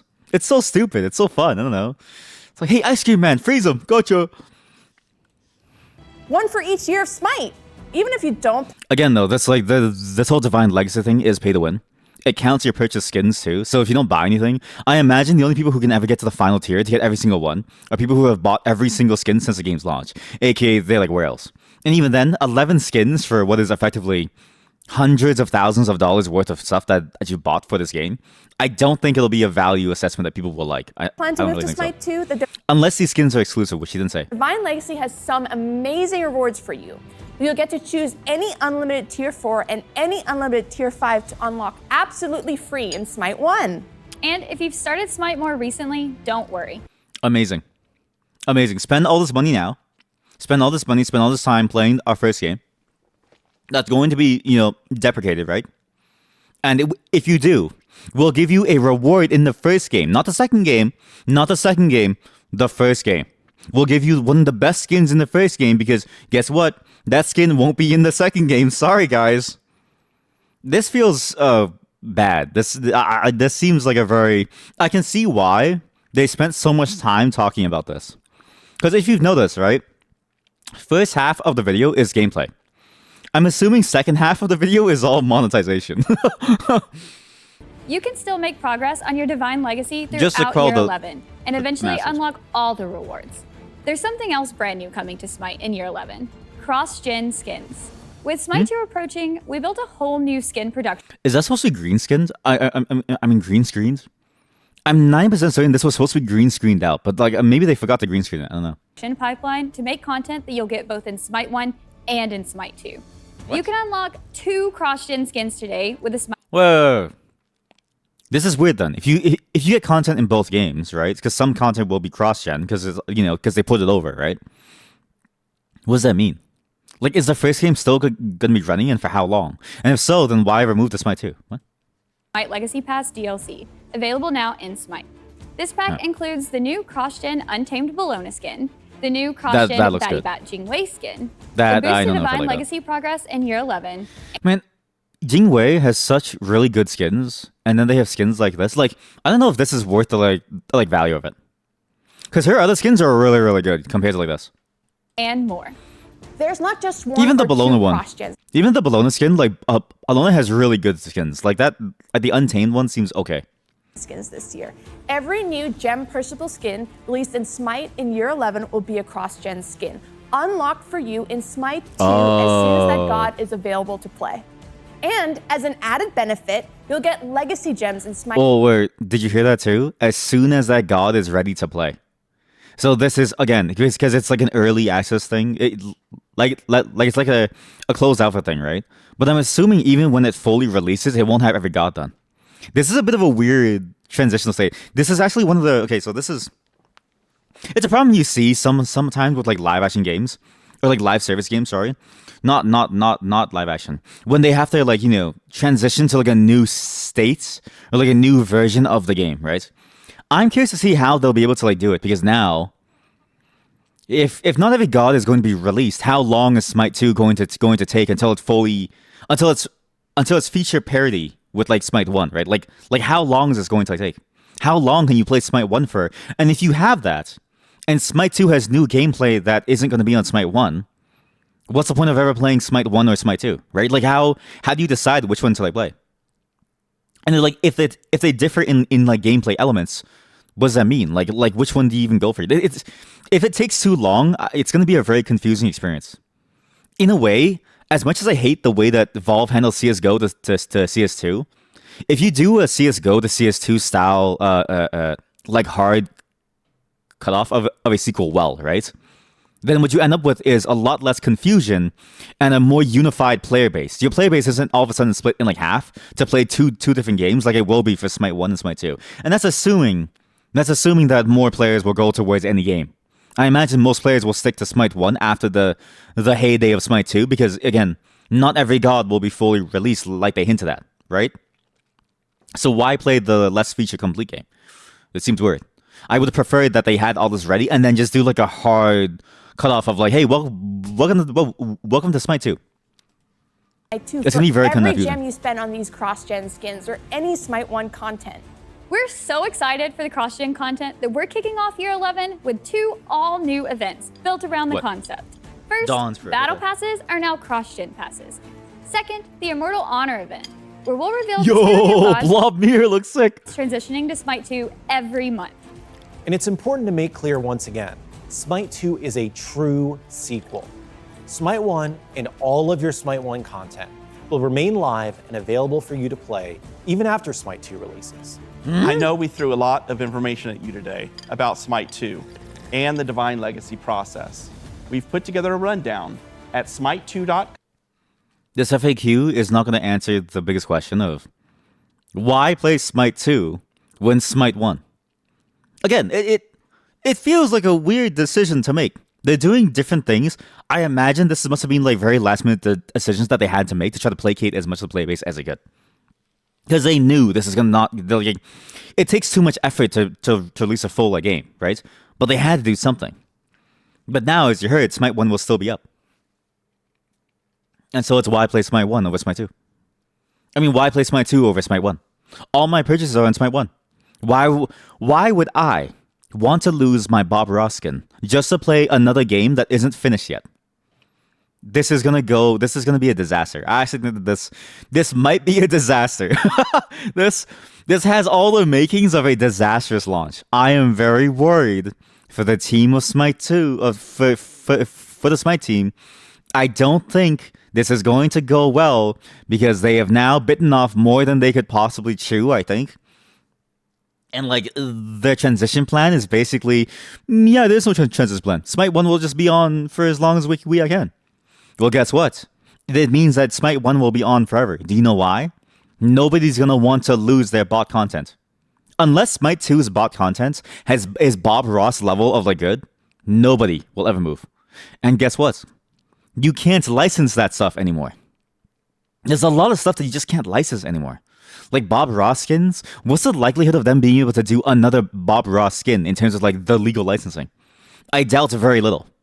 What's the chances of them being able to do licensing with Nickelodeon again to do an Avatar skin? I'm assuming very little. Or a Ruby skin. Very, very little. This is going to be a bad time. And I don't think Smite 2 is going to get very popular for a very long time. It may take years. Unless the gameplay elements are so good that it draws people in spite of the purchases, it may be a wash. I'm actually now very worried. At first, I was very excited because the gameplay elements seemed very good. And I think it's a good direction to like go for the game. But like that statement alone makes me go like, I think this game is going to be in limbo for a very long time. And that makes me worried because at some point, one of them has to die. And whoever dies, it's going to kill the player base instantly. .com/FAQ. Because there's no parity. We'll also continue to update you nonstop as more information about Smite 2 comes out. So follow @SmiteGame on YouTube, Instagram, TikTok.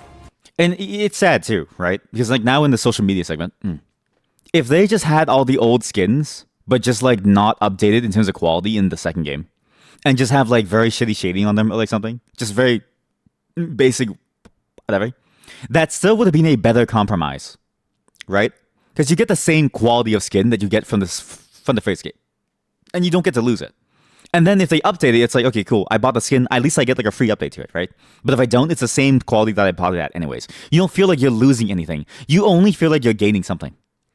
But this is the most nuclear approach, and this is the most divisive approach to launching a new version of your live service game I've ever seen a studio take.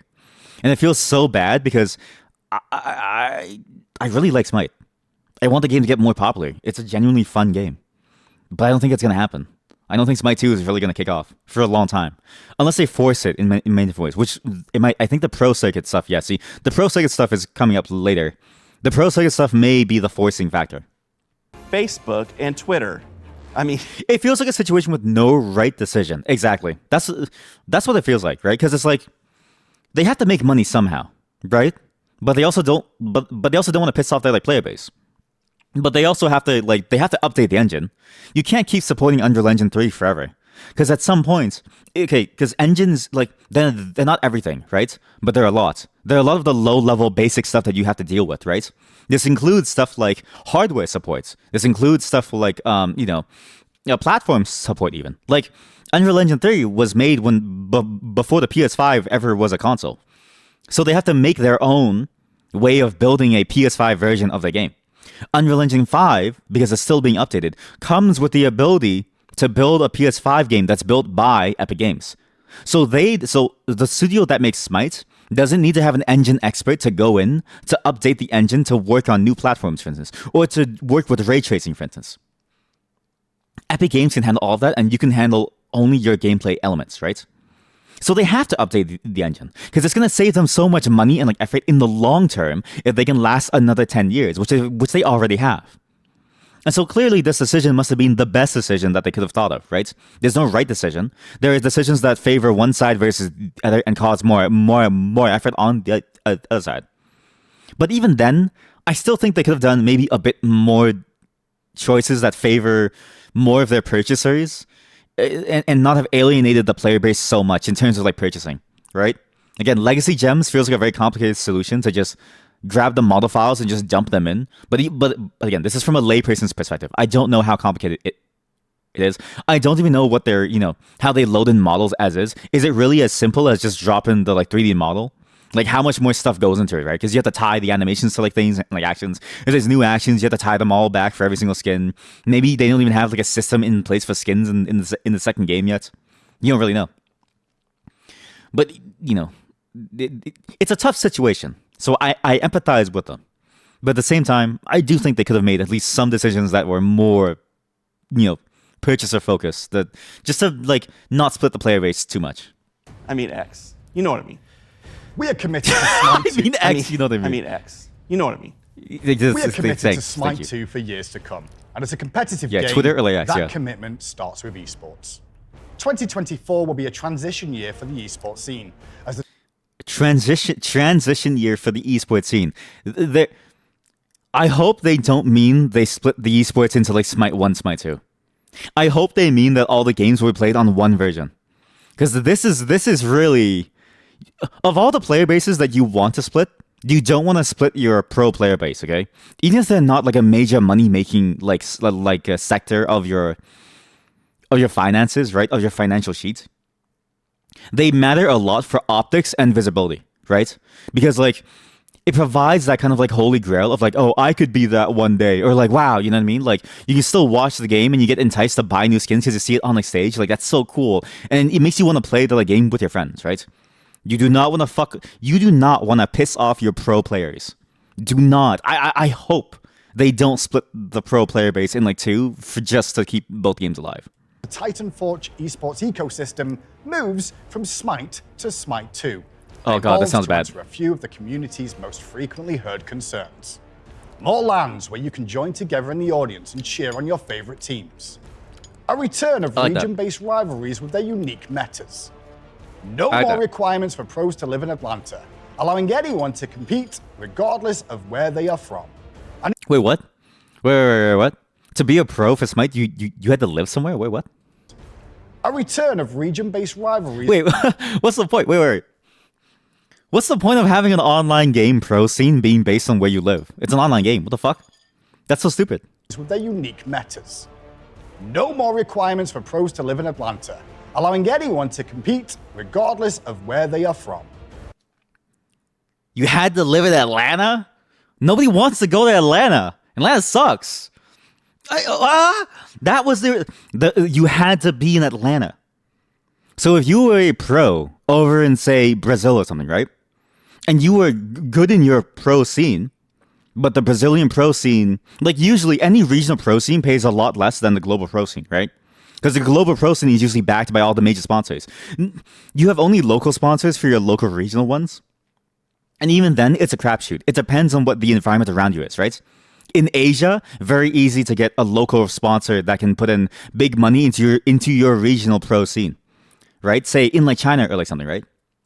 But anywhere else, like in Canada, there is no fucking way you can get a local company to sponsor big bucks for a regional Canadian esports pro scene. Canada just doesn't have that esports culture.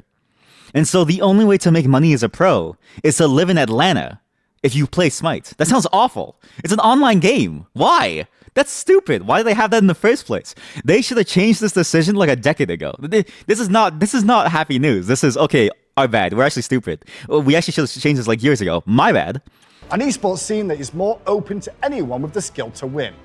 After 10 years. And more freedom for players to sign sponsorship deals with whomever they want to.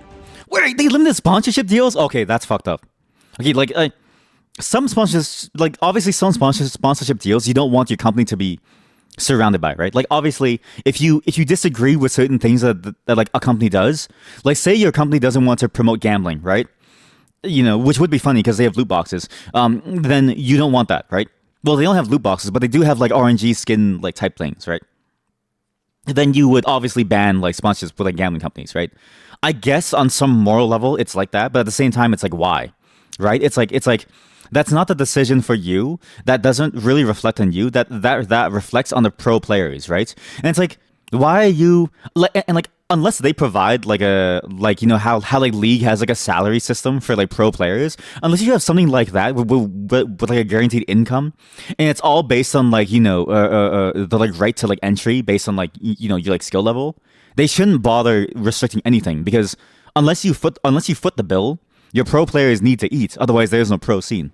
And exactly, yeah, like no visa equals no pro competitions for you. Like that's insane to me. Even not even like no visa, right? No money. Moving is a very complicated task. If you're a very good Smite pro player, but you live in Canada, okay, even as prosperous as Canada is, you may not have the means to move to Atlanta for whatever reason. You got a lot of things to like think about. You may be able to fly there for a game, but to have to live there, to have an American visa, to actually be like based out of Atlanta all the time, that's insanity. It's like, why? Why does that make you ineligible when you have the skills to compete in your regional circuit and would be recognized on a global level? It doesn't make any sense. And that's for a prosperous, country like Canada. For like prosperous in terms of relative to the rest of the world. Your average citizen here has more money than most other places. Anywhere else, forget about it. Getting a flight ticket to Atlanta might even cost people like 5 to 10 years of like work. For one single chance, it's not worth it. Your pro scene all of a sudden is like dead. It doesn't make any sense. Introducing the Smite 2 Founders Series, a series of LAN majors that will build the foundation of Smite 2 esports scene. Starting this during is fascinating. Smite 2's I wonder if they're doing this because of the not the reaction, but like you definitely get the sense that also sorry, the volume was so loud. You get the sense that like, more companies are realizing that there's a lot of money in esports if you do it well. And that esports is very good for optics of your product because like as long as it's not forced and you support it in a very healthy way, that is both beneficial for you and your pro players. You can actually you stand to make a profit from it, and you stand to gain a lot more just by the optics of it, right? Like the international for Dota is entirely funded by players buying like the international pass, right? And so Valve takes a cut of that. But it also means that the pro players, when they do win, get to win like millions of dollars, funded by the players who actually want to watch them and play the game with them. And like systems like that can work out very, very well. And it's very little effort comparatively because, hey, guess what? Your players have paid for it. I imagine maybe they thought of that and realized, like, hey, there's a way for this to like work, and we can actually have a new revenue stream, and we can enter the zeitgeist of like of like the esports social fabric, right? Of like what people think about.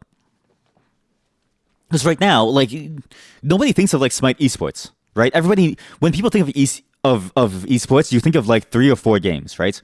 Overwatch, Call of Duty, CS, Counter-Strike, and League of Legends.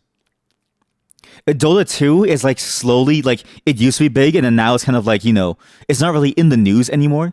And so it's kind of like gone. But other than that, those 4 are the major esport titles, I think. And then you have like the like hardcore esports rings where like like people who really play games know about, like Super Smash Bros. Brawl and like stuff like that. And then you have the like smaller ones, like for like Smite and stuff, which aren't really well known. I imagine this is them trying to elevate it to the level of like either the first tier or the second tier esports that like is in everyone's minds. But it just feels like it feels so little, so late almost. It's like it's great, but it's like all these weird random requirements that they didn't need to have, mind you. They didn't need to have any of these. Already alienated so much of the player base. They could have had this naturally as like a very natural formation by way of their players wanting to do it and then them just doing it years ago, had they not had a requirement for you to be in Atlanta.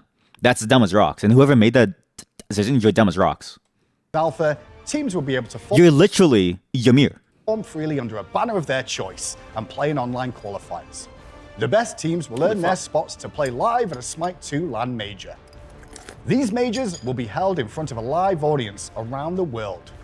We can confirm today that in year 1 of Smite 2 esports, there will be at least one major in the United States, and for the first time since 2017, competitive Smite will be played in front of a crowd at a major in Europe or the UK. Yo. Be sure to follow the Smite Pro. UK viewers, what up? I only know one person. There's only one of us who's actually from the UK, I think. Everyone else is from like Canada or like anywhere else. X account to learn more about Smite 2 Founder Series and how you can take part. When we started development, but only if you live in Atlanta. On Smite 2.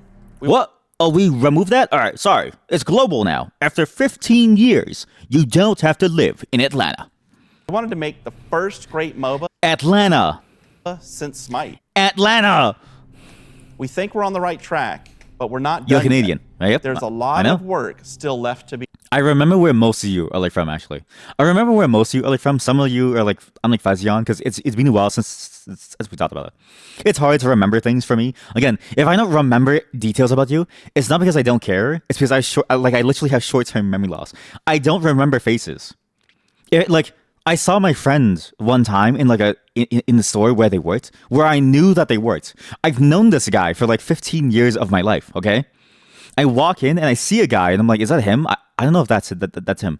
I just saw him like 6 to 8 months ago. And I was like, who is this guy? And I was like, oh wait, that's my friend. So if I don't remember details about you, again, it's not because I hate you. It's not because I don't care about you. I literally, I just can't remember things. I have short-term memory loss. Not really, but like it feels like. Be done. We're going to need your help to make Smite 2 as amazing as it can be, because we believe the best games are developed alongside their communities. We've already begun early testing with SPL pros, Olympians, and some of your favorite content creators. Their feedback has been shaping the direction. Okay, chat, looks like this channel is going to pivot into playing Smite only. So for me to get on the list to be able to play Smite 2, seems like I have to be a content creator. I'm not good enough to be a pro. I can't join the Smite Pro League. So I'm going to have to be a content creator. Okay, so from now on, we're only going to play Smite 1.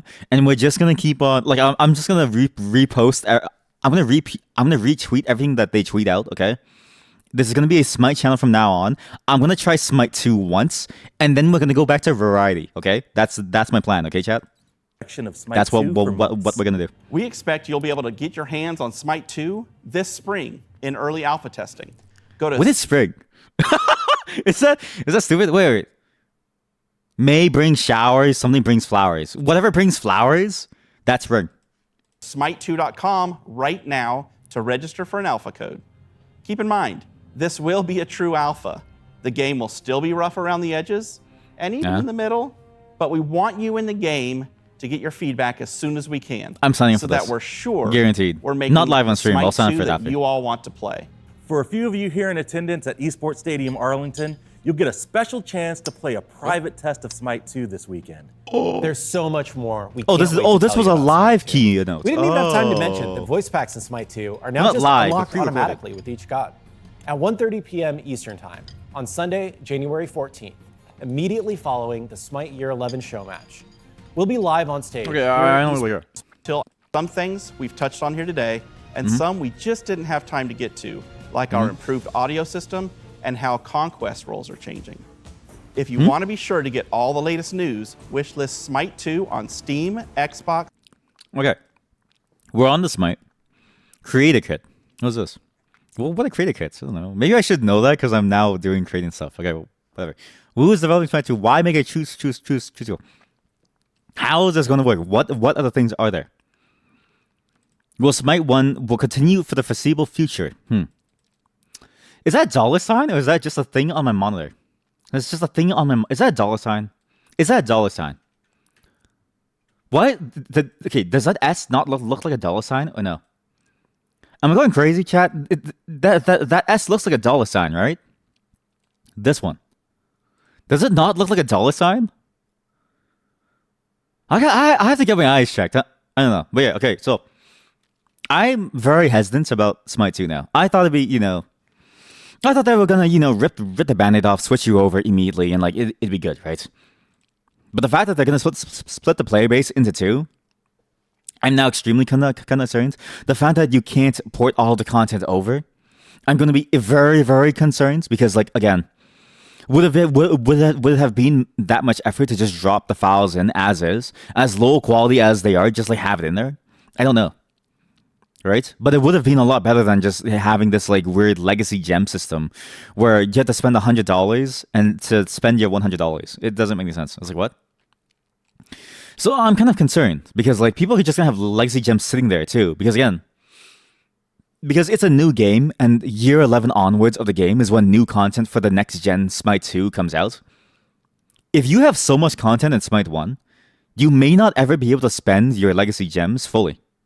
It may take another 10 years for you to spend all of your legacy gems. And you can't spend it without spending the equivalent amount of money. So that actually may take 20 years. In which case, Smite 2 may be dead by then, because there's a very good chance that this transition from Smite 1 to Smite 2 will fail.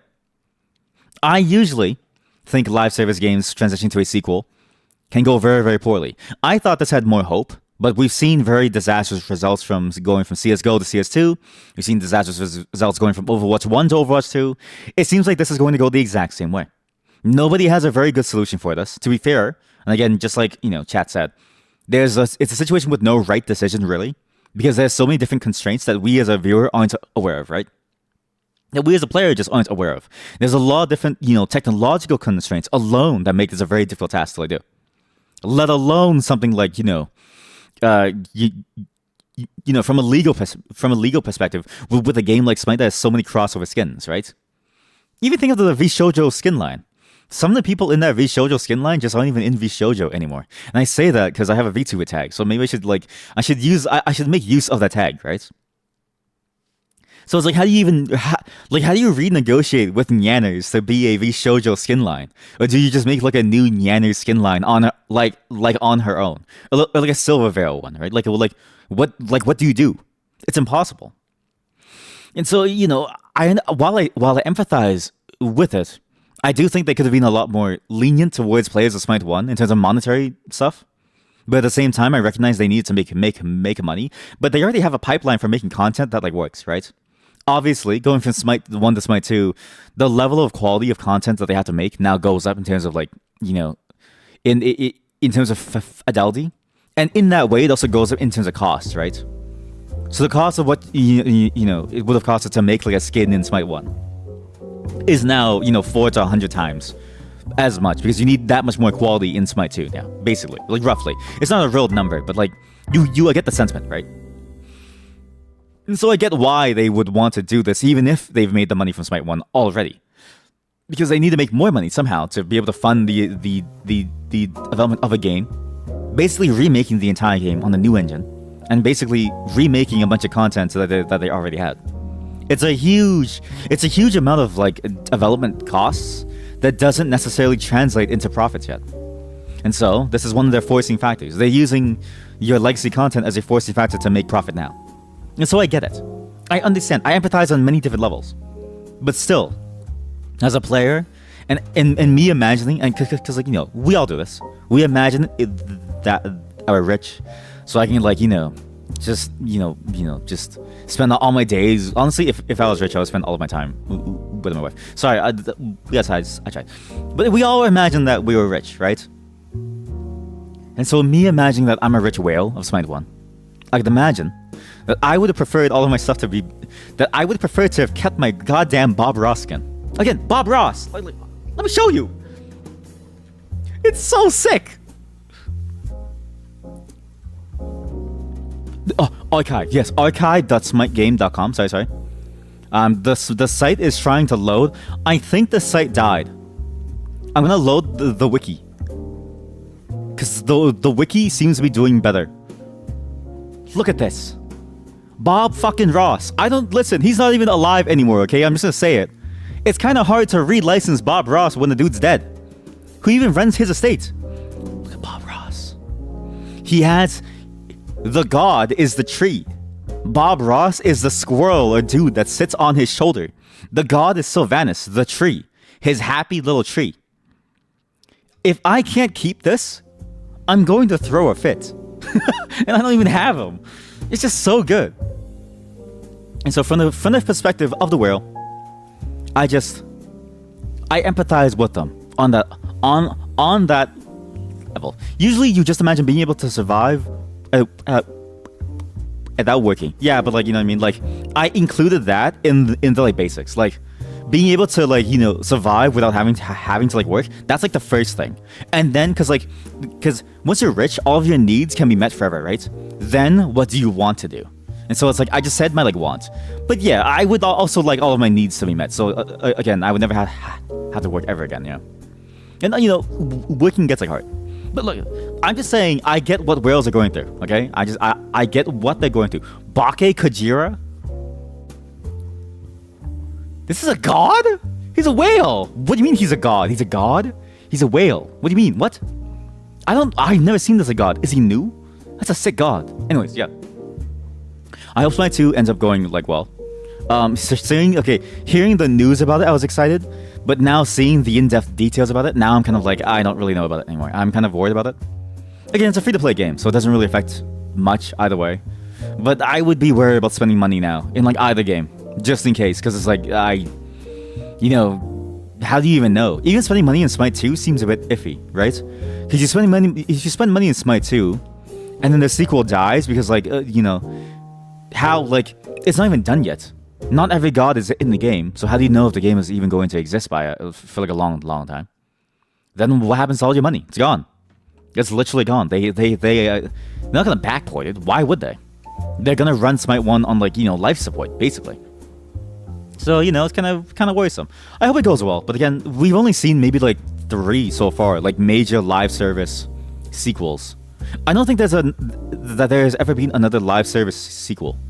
Every other live service game that has gone through this kind of like overhaul kind of just went through it and like removed the old version in like one go. So as chat said, like it was like an update.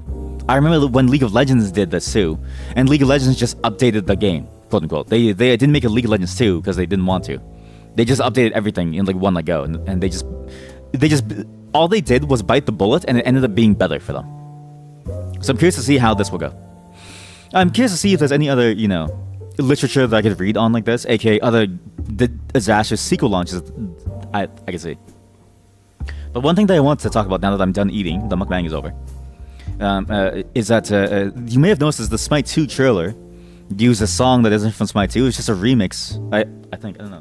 What was a Smite 2 trailer song? What was a song? Feeling Godly. I can't say it's on the stream. But the song felt so markety. It felt like a marketing song.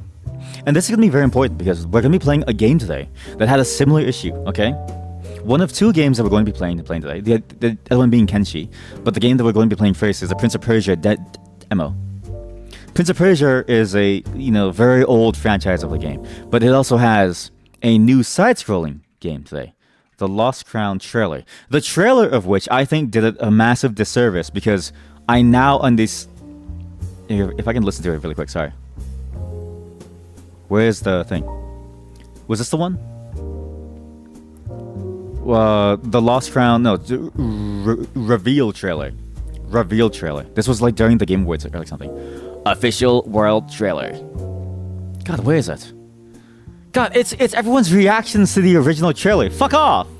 Everyone suck my dick. Fuck off! Wait, is this the one? Sorry. This is the one. Okay, this is the original Prince of Persia trailer. I just want you to listen to this trailer. It's very, very bad. Have I heard of a game called Throne and Liberty? It just randomly popped up on your Twitch main page, and it looks great. I haven't. But I'm going to add that to the list because it seems interesting. A free-to-play multiplayer MMORPG. I think I remember hearing about this, and I remember hearing that it was going to be pretty like it. I remember hearing a lot of people being excited about it. I'm surprised you see it, though. Maybe some people got like early access. Because it still says coming soon for me. But I remember people talking about this MMO and saying that it was going to be the new Arcade. Seems like a new MMORPG addiction is ahead. Yeah, they see that. I'm worried about starting like a new MMORPG. Every time I start like a new one, I like get like lost in it forever, and I'm gonna be playing it for like days. But I'll add this to the list because it does seem at least interesting, and I have heard of it from my friends at least. But let me show you the Prince of Persia trailer here, okay? Again, Prince of Persia, the Lost Crown is a new Prince of Persia game that is a side-scrolling game, okay? I don't know why they went with this trailer music. Just listen to this trailer song. Listen to it. Not even here. Then again, they weren't prepared for me. The gameplay actually looks kind of decent, but most of this trailer is cinematic like fluff. It's very hard to tell what's like going on, and mostly story stuff.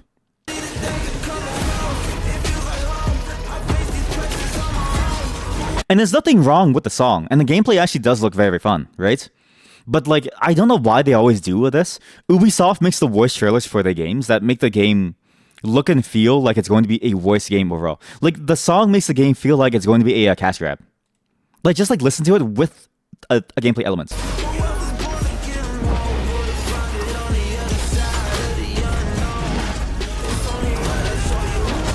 And it sucks because the song just sounds so generic. Like, it sounds good, but it definitely sounds like that like weird generic sort of like feeling kind of like song that they just make for like trailers. It's like a remix of like a much better song that's like, you know, very much trimmed down to fit a like trailer, right? And then what's sad is that apparently this like game is fantastic in terms of the musical elements, because the game was actually composed entirely by I believe an Iranian composer who basically, it doesn't sound like traditional Iranian music, but it sounds fantastic. Like, look, this is one of the tracks on the like game. And this is just a my kind of thing. I wish more games just use the soundtrack of the game as is without doing like other weird remixes for trailers and stuff, because it makes it sound so cheap. The gameplay looked amazing, and like as far as I can tell, people said that the gameplay is fantastic. But the trailer, I remember when I first watched it, this is a very Ubisoft thing too, because they do the same thing. They did the same thing for every Assassin's Creed, except for the latest Assassin's Creed, I think, or the one before it. But even for Assassin's Creed Mirage, they did the same thing where the music that they use in the trailers just felt so like, I don't know, just like phoned in. And then you hear the actual music and you're like, wow, it's actually fantastic. So this is one of the songs, one of the original songs of the actual game itself.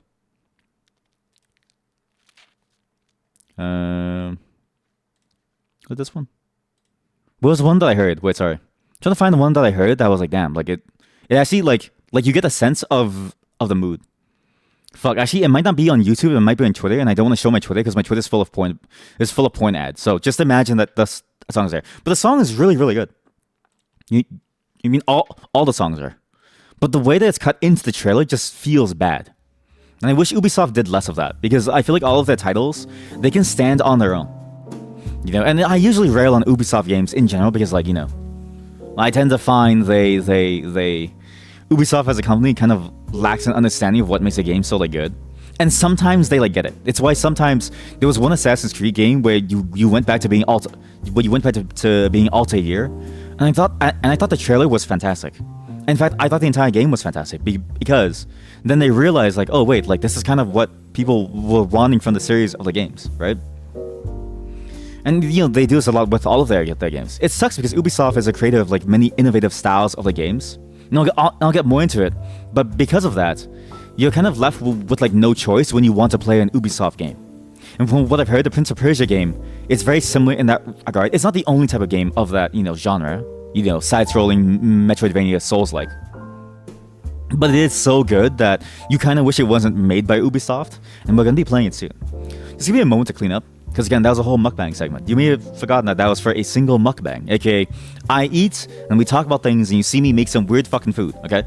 I gotta clean up. There's shit all over my desk. I'll be right back in about 5 minutes. BRB, enjoy Mrs. Skeleton.